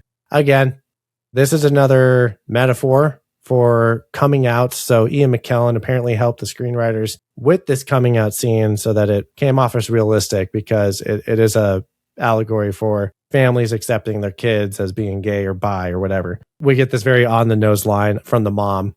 Have you tried not being a mutant? Like, have you ever tried not being gay? The mutant thing is so weird to me, because like, if I have a kid and they're like, dude, I could just like make ice, I'd be like, dude, that's sick. Yeah. So there's that, but there's also like when they make metaphors and symbolisms, and they're doing a message for like civil rights, gay rights, whatever it is. It's not the best example when it's super powered individuals, because they are legitimately dangerous versus like what you're making the comparison to. So, Neil Patrick Harris is not going to tell someone to walk off a bridge with his mind. Like Rosie O'Donnell's not going to split apart a skyscraper with her metal bending abilities, although she might. It's kind of a tough. It's like, oh, they are so dangerous, but like, here's the comparison. So that's where the fault is a little bit, but I get the sentiment and I appreciate it. Also, I think it's funny that there's literally a mutant blue Mazda RX-8 in the driveway. And the family walks in like, oh, like no one's here. Like, what? Who's this guy? Who's this guy in the kitchen? Bobby? If I pulled up like, to did my you not house see this car? and a car was in my driveway, I'd be like, cops are on their way, dude. I don't know who you are. They show on the next day, they show the family car behind the Mazda. I was like, you knew someone was in your house. I'm assuming there's no other family members. Whatever. The dad, however, William Drake, he's played by a guy named Alf Humphreys, who played Rowley's dad in Diary of a Wimpy Kid. I knew he looked familiar. I knew he looked so familiar. From dad to dad, he was in that memorable scene with Greg and Rowley where they had their fake pig Latin language. Yeah. And it was funny. It was good. But then we're going to learn that Ronny, Bobby's brother, narked out his brother. Oh, Ronny. And I thought, where did I just see this? So I was like, oh yeah, The Boys. Boys season 5. Dude. Very I was similar just Starlight. Thinking about the Starlight, and I was like, was there a little bit of, I love superhero movies. This one stuck in my head. Sometimes I do think show writers or movie writers do imitate a little bit, not on purpose, but because something sticks in their head. And so they're like, oh, and there's no shame in it. It's like, this is a great movie to have stuck in your head if you like superhero movies. So like, it's not crazy, but I thought of the exact same thing. Yeah. So Ronny narcs on his brother, and then when the cops show up, he's like up in his second story window of shame, just looking down like, I did that. To be fair to Ronny, there's a random stranger in his house. He doesn't know what's happening. His dad's freaking out. His mom's freaking out. My brother makes ice. No, this guy. They were calmly talking it out, and he decides to be a narc, and he looks out the window like a little bitch. I'm saying this kid was a teenager. He freaked out. I'm less worried about him. I just am very shocked that like the police showed up as just police and not like call the SWAT. Like, you have to understand how dangerous mutants are, right? Like, we didn't call the SWAT team. We didn't call in the National Guard. We were just like, hey, beat cops. They're showing up to take on mutants. That feels... Well, Nick, these Boston cops... Drop the knives and put your hands in the air. ...are a little trigger happy. So one of the cops, cop number 1, I believe is what his credited name is, he makes this great but super irresponsible shot at Wolverine. So he says like, drop the knives. He's like, I can't. But he can. So then Logan retracts his claws, and then cop number 1 just domes him. I was like, there's kids standing right next to him.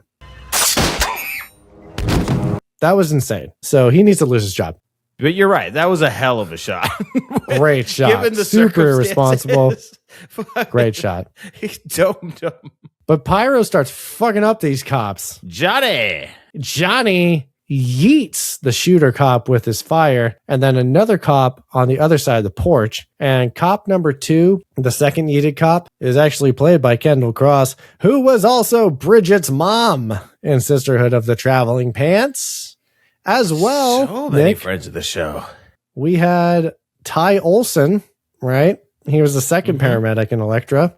But you can't have the second paramedic without the first paramedic in Elektra, because Kendall Cross is coming back from Elektra, from Sisterhood of the Traveling Pants. And Nick, she sold this moment. She dropped the ball. She had plenty of reaction time to shoot Johnny. Yeah. After he yeeted Cop 1. Cop 1 was getting yeeted for like 3 seconds.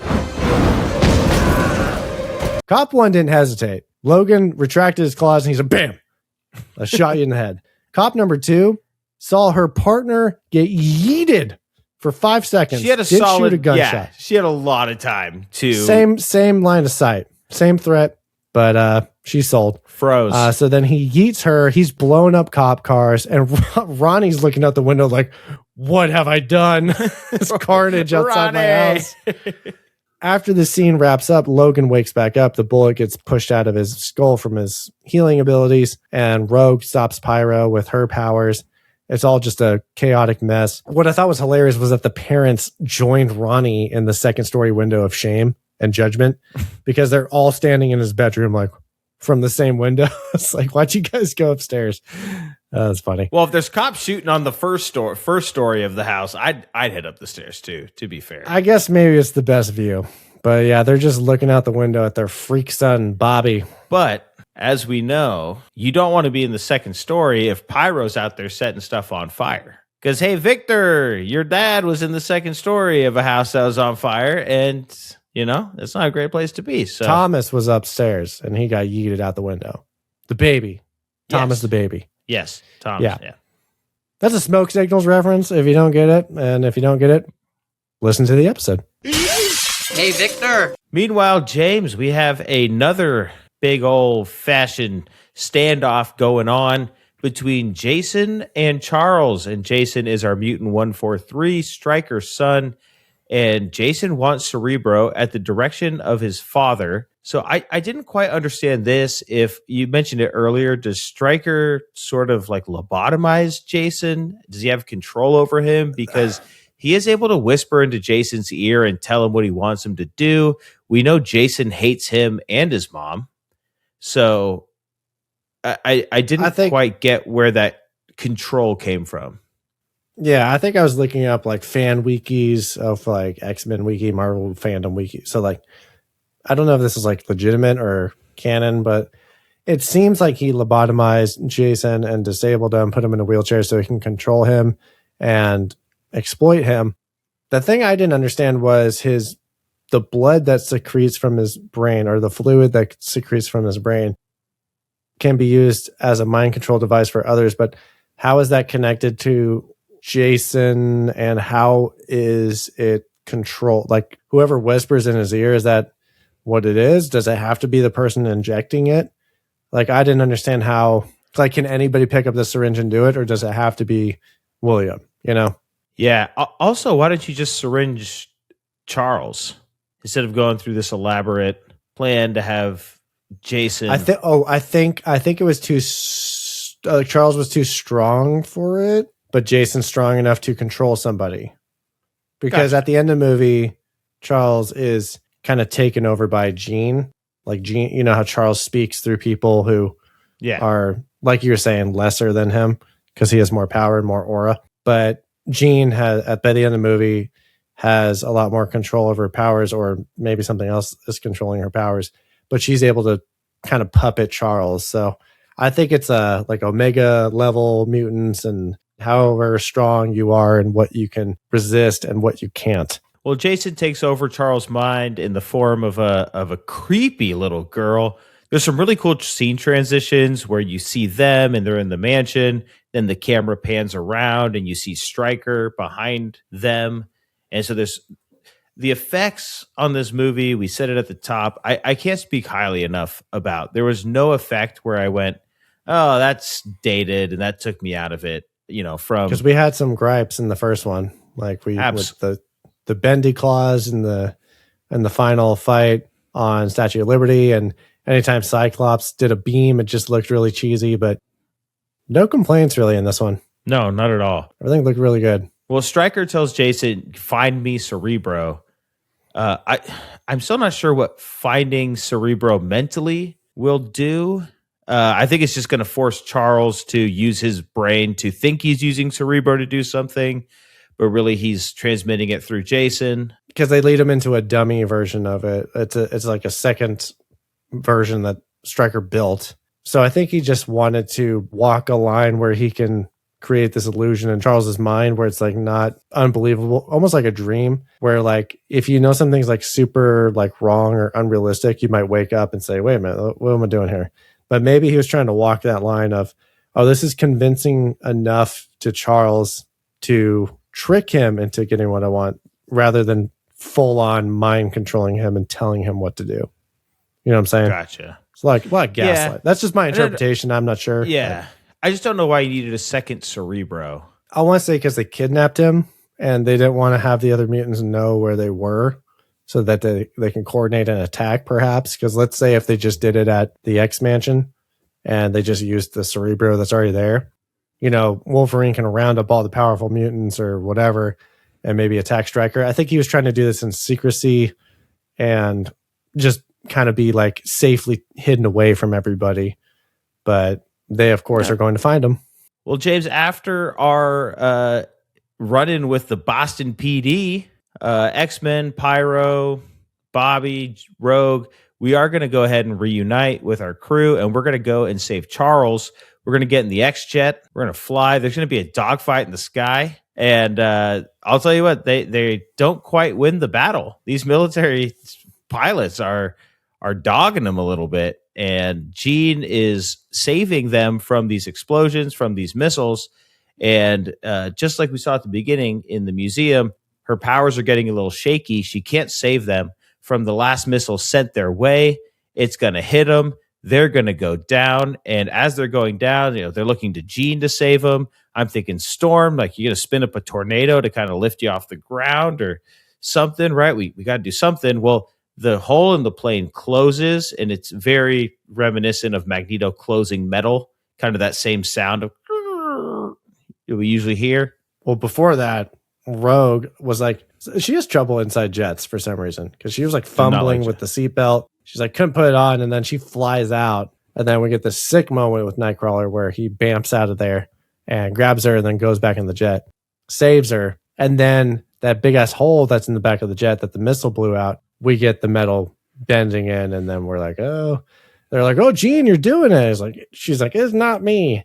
And I was just like, how are Magneto and Mystique out in this random ass forest area where the X-Jet just happens to be coming right at Magneto, and he just like catches it like it's a baseball. They're like Stryker. They're just kind of everywhere.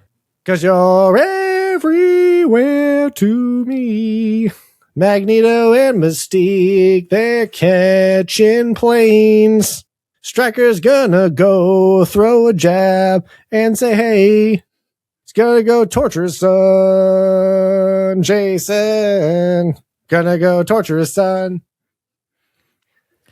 So they catch them in the middle of nowhere. And then we get this campfire scene. We're learning all this new information after they stumble upon a wild Magneto and Mystique. Magneto explains that Stryker needs Cerebro, and he's building his own in an attempt to kill all the mutants. We get this moment with Jean and Logan, and then later in Logan's tent, we see Jean walk in, but then it's later revealed it's Mystique. I'm just like, did she want some? I don't know. And she's shape-shifting into all these different ladies. So Mystique is going to go ahead and blue balls Logan, which is hilarious because she's blue.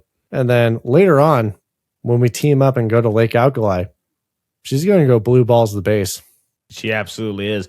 I did find it funny when Logan says, I was at Lake Alkali, there's nothing there. She's like, on the surface, it's underground. And Logan's like, I didn't look. Didn't even look at the base under the ground. It's like, you could have investigated a little more than just drive up. Like, nothing's here. Turning around. Since there is more than meets the eye to this base, we are going to go underground, and we're sending in Wolverine. Just kidding. It's Mystique. And this is where she's going to blue ball Stryker. It's his turn. He get ball busted. Everyone's fooled. And I love this little choice and this little clue as to why it's not Wolverine, because Stryker says, that's not my creation. That's not my guy. Because he can see the confidence in Wolverine's facial expression, which is a very smug Mystique. Again, love when we get the shape-shifting actors playing Mystique, because Brian Cox has this great moment where this is all happening so fast, and Mystique infiltrates, slides in through a door, kind of flips off the crew. They're all messed up in the mind. And then Stryker walks into this camera security room and says, all right, we got to be careful. It could be anybody. And then bam, smacks the guard, smacks the camera guy, and then does a little kiss and like a little girly wave. I was like, oh, Brian Cox is awesome in this little moment. And I love that. It's always fun when Mystique is in the other actors who aren't Mystique. Absolutely. And the Mystique transitions, again, going back to the effects, chef's kiss. Wonderful. I don't know how much of the money you spent on this. Mystique, you mentioned her earlier in the tent with Wolverine as she's laying on top of him and she's just flipping through faces and the transitions.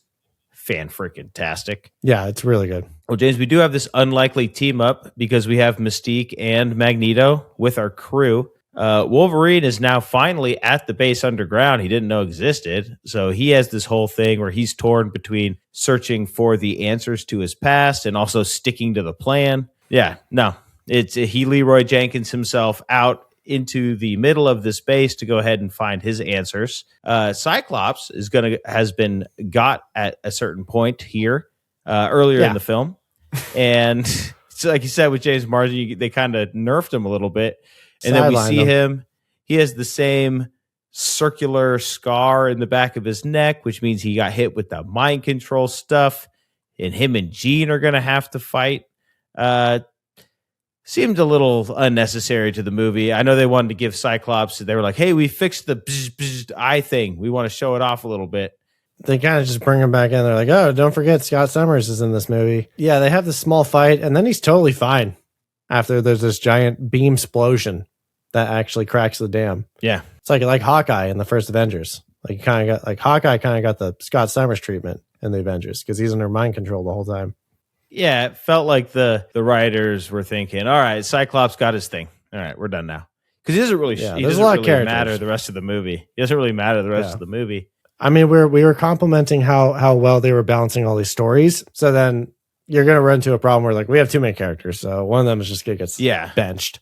And not to get too into it right now, but there was a lot that was cut throughout the movie, and a lot of it was the relationship building. So whether it was Bobby and Rogue, whether it was, Jean and Wolverine and Cyclops and that triangle, or just the dynamics at the X Mansion, a lot of that was cut as unnecessary because this movie's already over 2 hours. And for 2003 audiences, that's too long for 2003. Now we're like 3 hours, hit me, give me more bang for my buck. But back then, people were like hour 45 tops, man.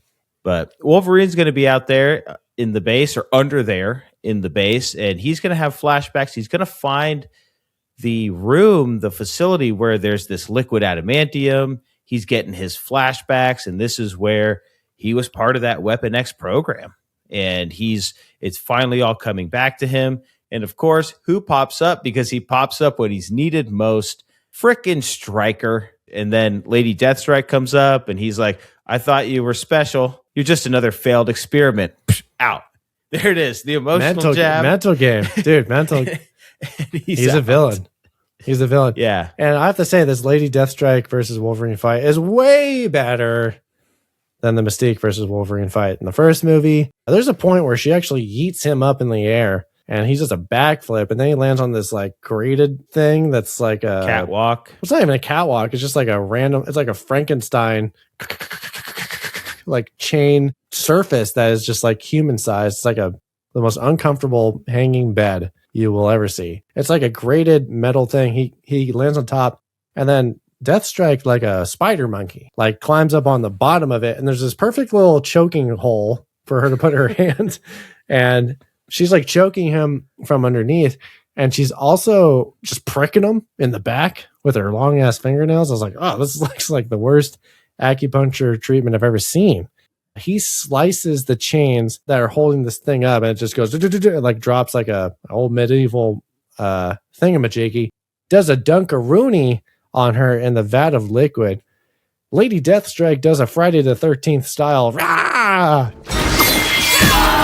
Out of the water, jump scare, and then Wolverine injects her with more liquid adamantium. And I was like, what's up with this movie injecting metal into people? You got the truth serum that looks all silvery and metallic.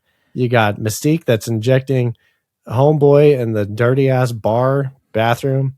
And now Deathstrike is getting just mercury pumped into her. Yeah. I was like, this lady's had enough silver liquid pumped into her. I feel bad because so her eyes like return back to her natural brown eyes. Wolverine's like, oh fuck, like I just killed one of my own. It makes us think like it's not it's like the Pokemon, there's no bad Pokemon. There's just bad Pokemon trainers. We should be one. We should be on each other's side, but there's a little bit of remorse out of Wolverine when he kills Deathstrike, and then she falls in the water, and her metal head like cling, like hits the bottom. Yeah, I would have liked a little more linger on Wolverine here for him to really reflect on what he just did. Like, oh, I have this poison in me. 2 hours, 10 minutes, Nick. We just said it. Yeah, unfortunately, that's the thing. Because you do see that, like, oh, what have I done? And then after she falls, you get like the, finally she's dead. He really gives a big sigh of relief there. She only had one line. It's all good. In the meantime, in all this chaos, again, we're jumping story to story to character. Jason has fully gotten control of Charles. Professor X is fully under the control of Jason. This little girl has him under her thumb.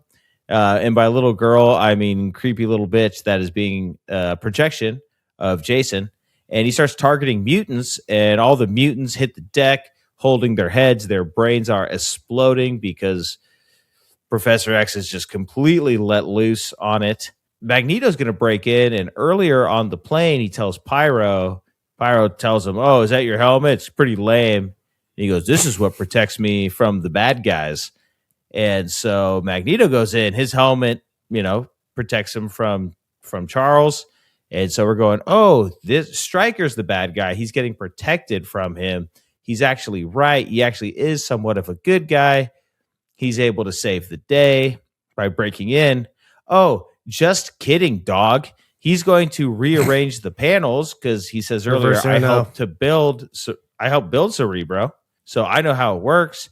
I'm going to go ahead and rearrange everything. So you know what? It's now going to, instead of target the mutants, it's going to target the humans. So screw you. Hits Charles with the good old reverse Uno card. You looking for this? It's Charles with the I'll see you, old friend. As he walks out, Charles is still all by Jason. Jason's none the wiser to what's going on. Mystique goes ahead and turns into Stryker, whispers in his ear, there's been a change of plans. We're going to go after the humans now. Charles is like, all right, we're going after the humans now, I guess. So that's what I was saying. Like how's the serum work? Like, does it have to be Stryker? Like, is Jason just like a machine at this point where it's like, whatever he says, I will comply?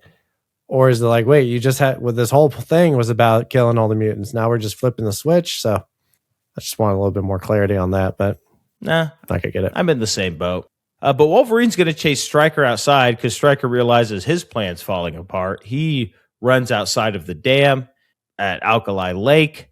There's a bunch of doors that go out of the dam. And again, if Wolverine just would have done a little more investigation at the lake, he would have seen, hey, there's a door down there. It was a little lazy canvassing. It does feel a little lazy. It's like, shut up, nothing here. Wolverine confronts Stryker. Wolverine's going to chain him up. Pretty poor chain up job, by the way, as well. Gonna throw that out there. Stryker's getting his head all exploded now because they're after the humans. And who's he chained up for to find? Oh, of course, it's Magneto and Mystique. They're going to chain him up to a metal block. This guy is going to spend the rest of his time in the movie chained up to something. Magneto's going to get in the helicopter with Mystique, and they're going to run into Pyro, who's standing at the edge of the woods. And Pyro's staring at them. They stare back at Pyro. Like a little lost puppy. He's like, wait, I want to be a bad guy. And Pyro's a bad guy now. Fun fact, a huge part of Pyro was cut out of the movie. His whole transition into understanding Magneto, really sort of turning slowly into that villain role, was cut out. So it ends up feeling really, really, really spontaneous and a little forced by the end of it. You know, time constraints. But if you go and watch the extended version with all of the deleted scenes, you end up seeing that Pyro, because we see it at the beginning in the museum, he has those urges to be a little evil. Obviously, we see that at the Bobby's house where he starts messing with them. And a little bit of like no restraint and I'm better than you humans in that museum scene.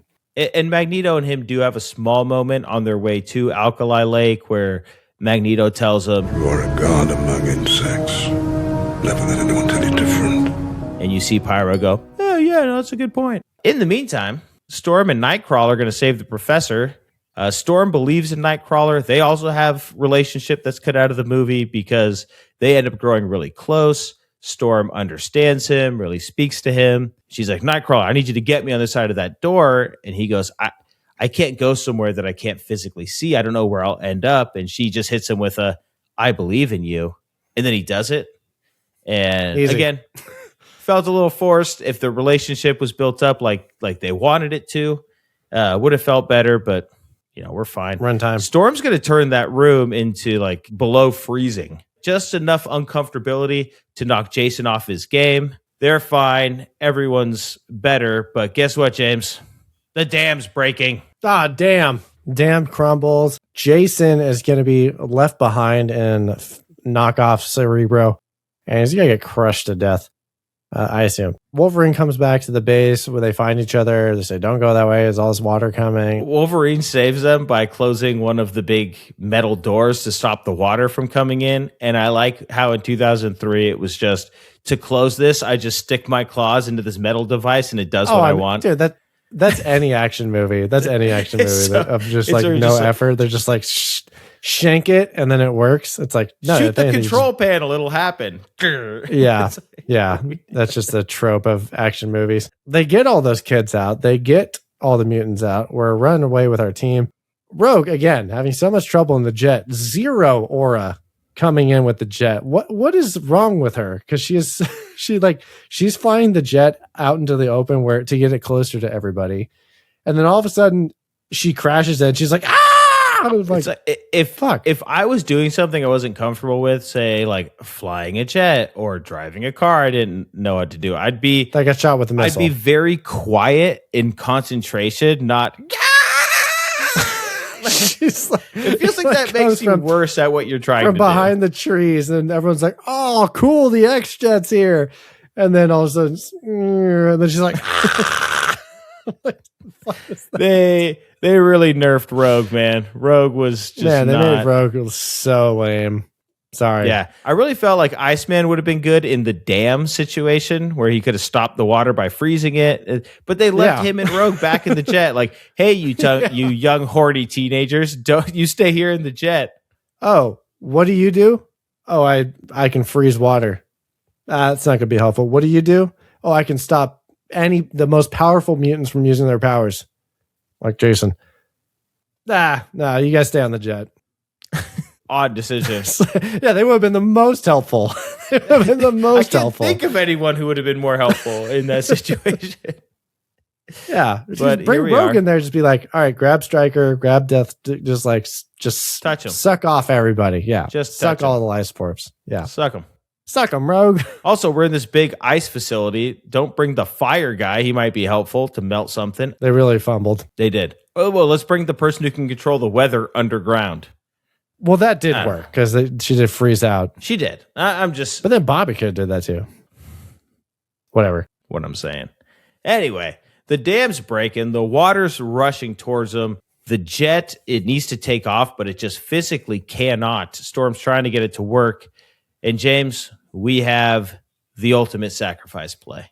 We have Jean Grey going out there. She's one hand up.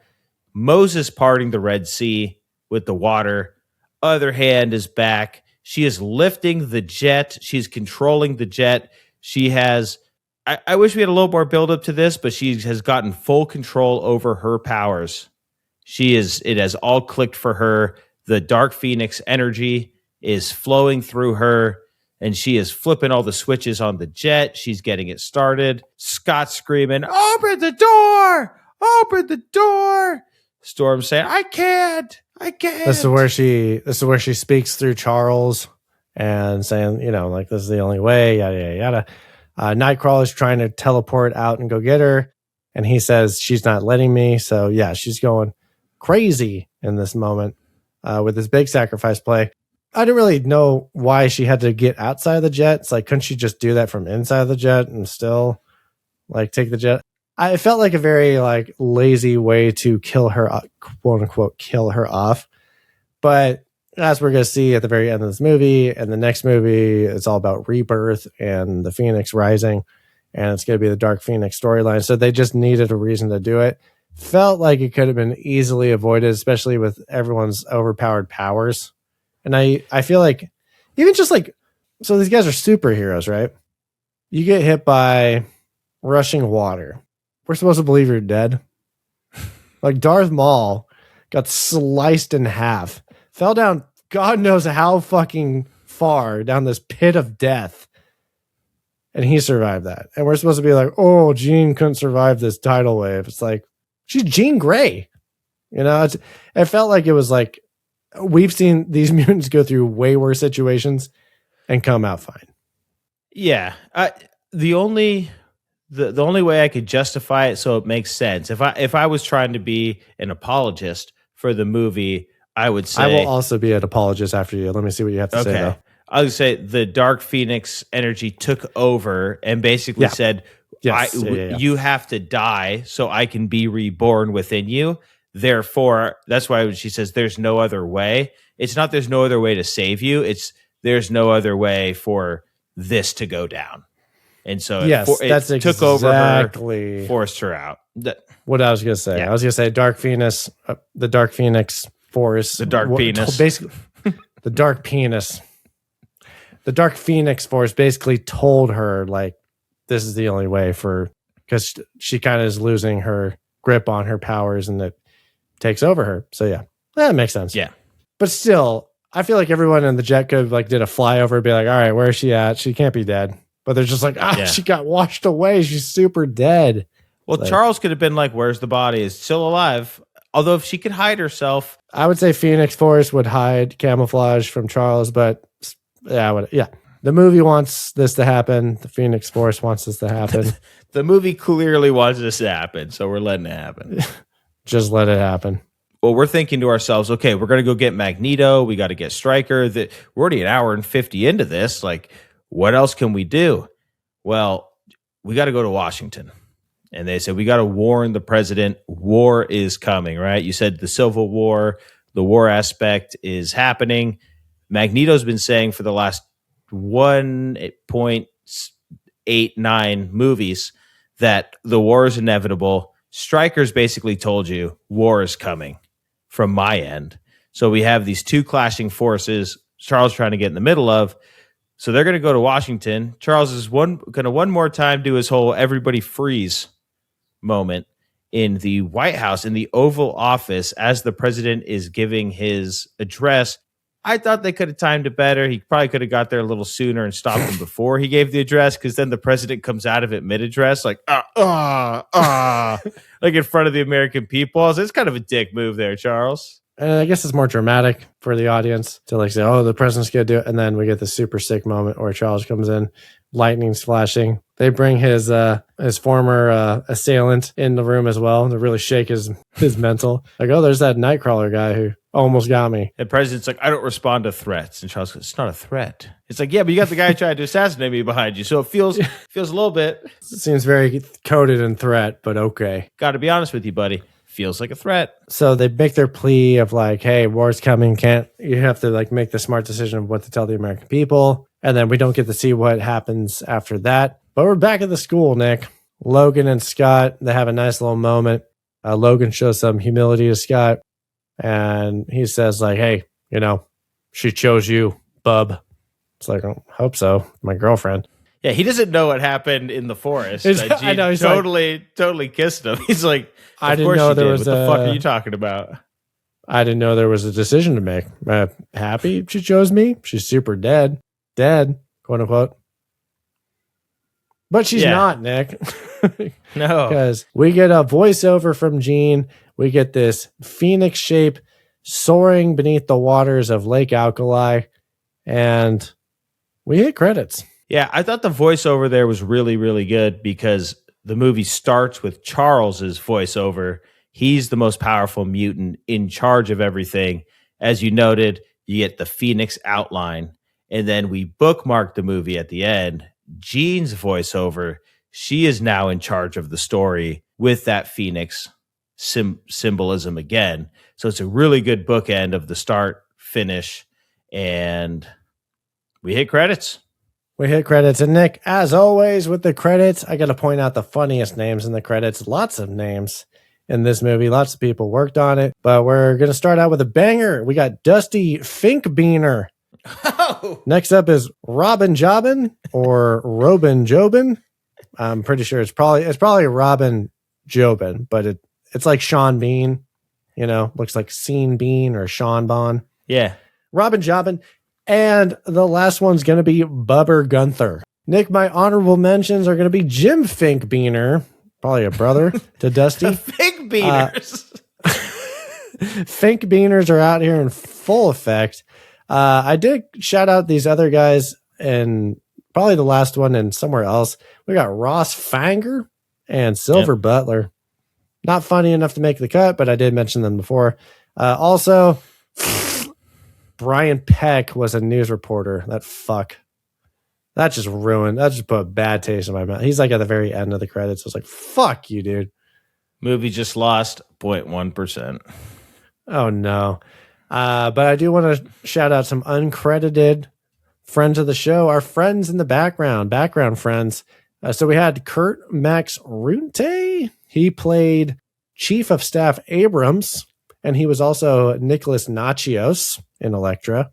We have Christopher Gordon, uncredited Stryker soldier. He was also an uncredited firefighter in Fantastic Four 2005. Mike Mitchell, uncredited guard, was also uncredited welder in Fantastic Four Rise of the Silver Surfer.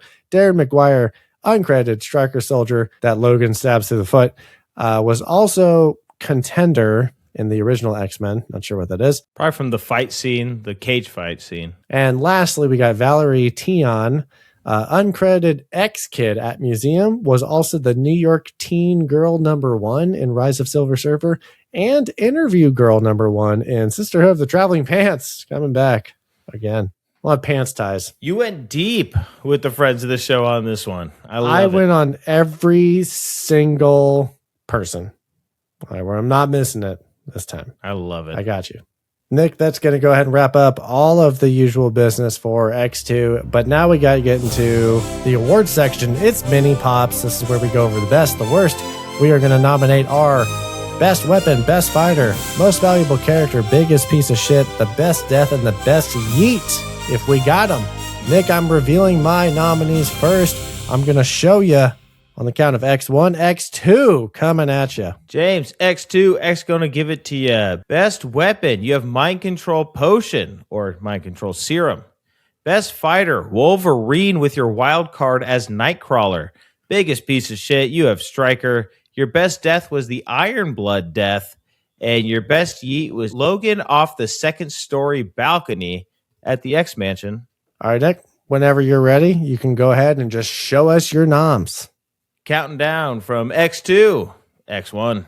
Nick, the best weapon, you said Blood Iron. Best fighter was Nightcrawler. NBC was Nightcrawler. Did I not? Oh, I didn't put an NBC. I'm sorry. My NBC is also Nightcrawler. Sorry. Oh, yeah, I figured. It was understood.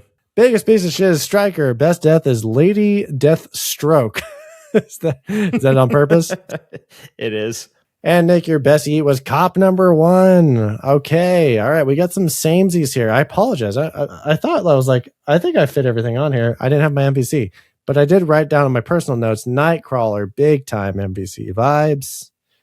Loved him. Piece of shit. Easy. Stryker. Almost went Ronny because he fucked up that house in Boston calling the cops and made a whole big mess.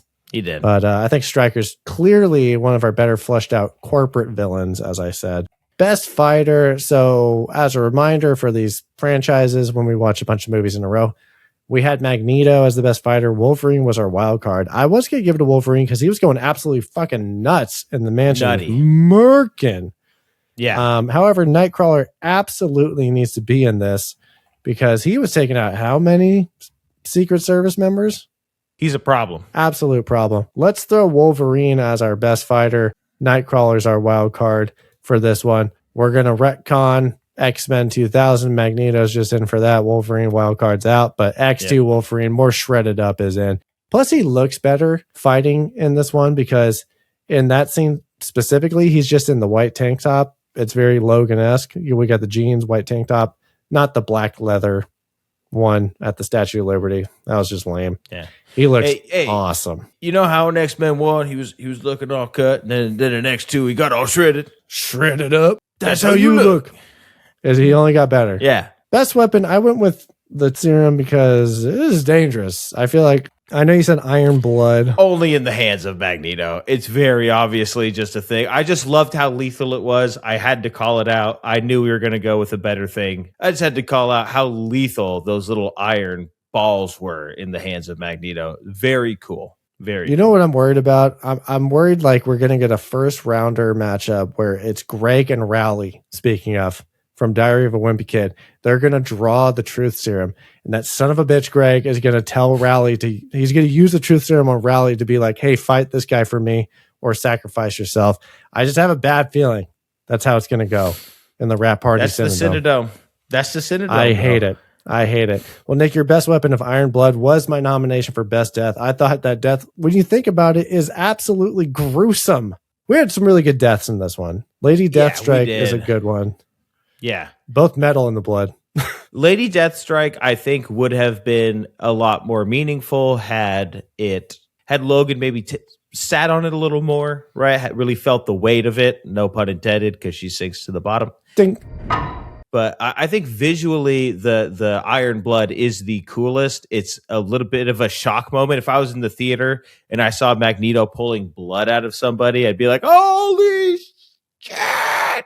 Also, there's remorse with Wolverine, and there's glee with Magneto as he takes a man's life. Glee. The glee. The whole scene from that, and then my best weapon with the Iron Blood, that whole scene, so sick. Deserves I the think call we out had the the Iron Blood.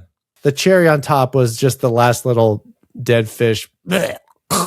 And Mitchell was a piece of shit himself, so he really deserved the iron. You know, you got to love when someone deserves the death that they have coming for him.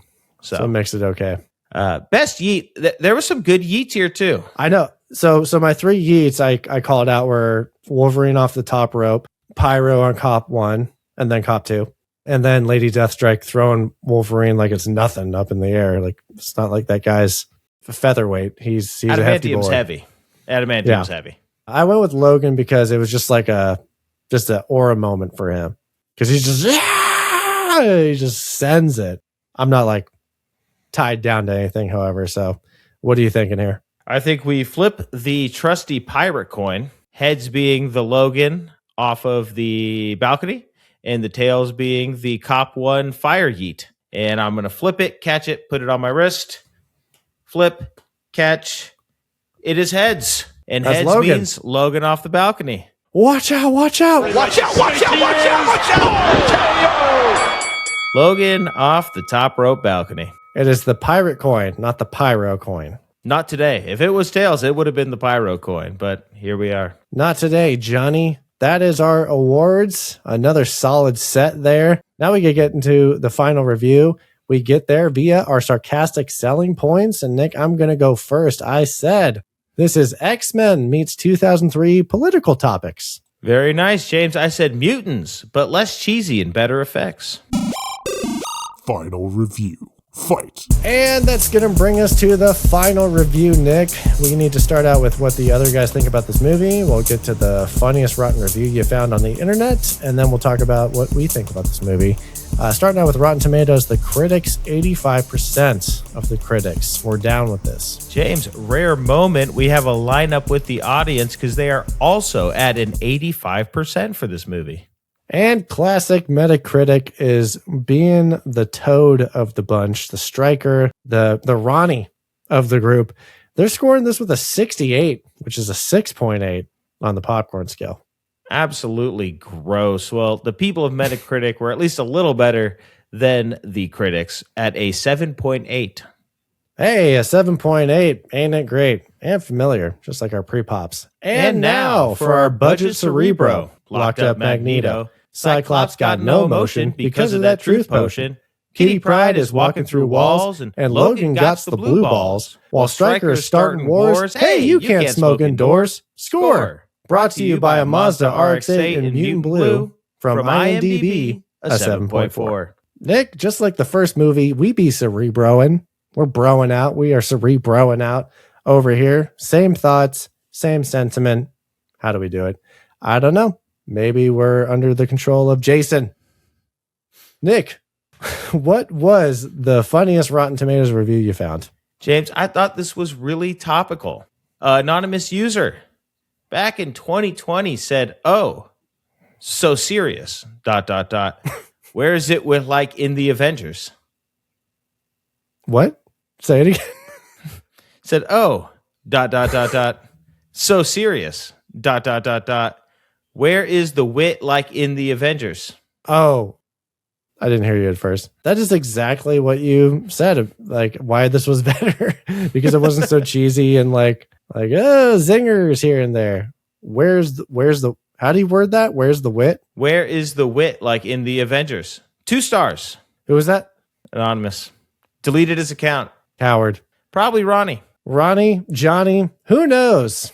All we know is that it's time for us to hit everybody with our final scores. Nick, you're going first. So I'm going to need your laughable logline, final popcorn points, and some quick final thoughts. I would love to, James. My laughable logline is the X-Men are back, but not that united, as a guy who hates his kid wants to emotionally destroy the mutants. And James, I got to give this one 8.2. We're going up from the 7.8 pre-pop. Ooh. We're in the 8s. I think this movie deserves to be in the 8s. It's really good. I think historically, when I think back at trilogies, I think a lot of the times number 2 is a really, really, really hard one to make because you're really focused at the beginning. You really focus at the end, and number 2 always feels like filler. But that was not the case with this movie. I thought it paced really, really well. I think it handled all of the storylines going on really, really well. We spoke about the special effects, fantastic. Just like in the original X-Men, the acting was great. I couldn't agree more with your pre-pop words of confident and cool, and it just really felt like it understood itself, and the characters really understood who they were. The actors understood the characters really well, and it's really funny because the whole movie doesn't really have an emotional climax because we don't get the bad guy. This is fully a setup for the end, but it feels like a standalone movie at the same time. Very impressive by the whole cast, the whole crew. The writers did a really good job. Everybody involved, minus Bryan Singer, because fuck you, did a wonderful job. Deserves an 8.2. Understand why it's one of the higher rated X-Men movies out there, and just can't say enough good stuff about it. If you're watching the movies, you go from 1, you're like, oh, that's fun for 2000. You get to number 2, and I just don't think you could find a better product for the time than X-Men, than X2 from 2003. Just very impressive, really great, and I loved it. 8.2. Okay. I'm going to hit you with my laughable logline, final popcorn points, and my final thoughts.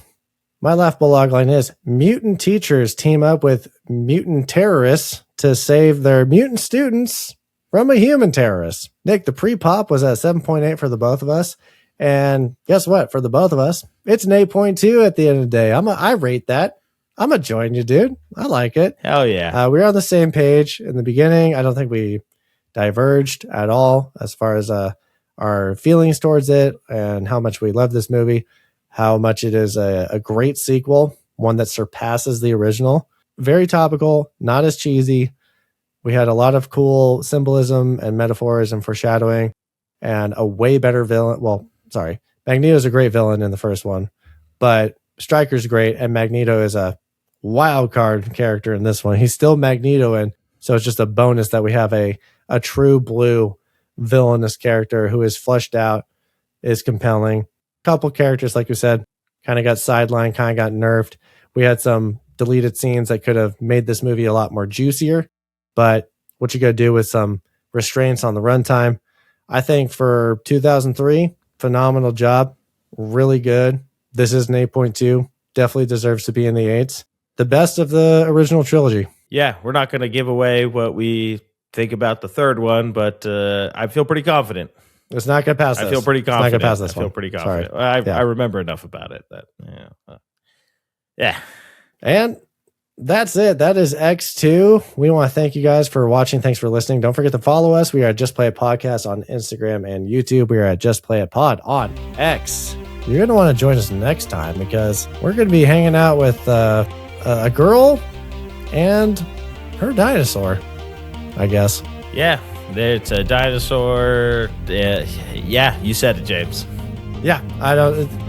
Good luck with guessing that one. We are heading gone. And remember, if you got no motion, you don't deserve to be anywhere near the X-Jet controls.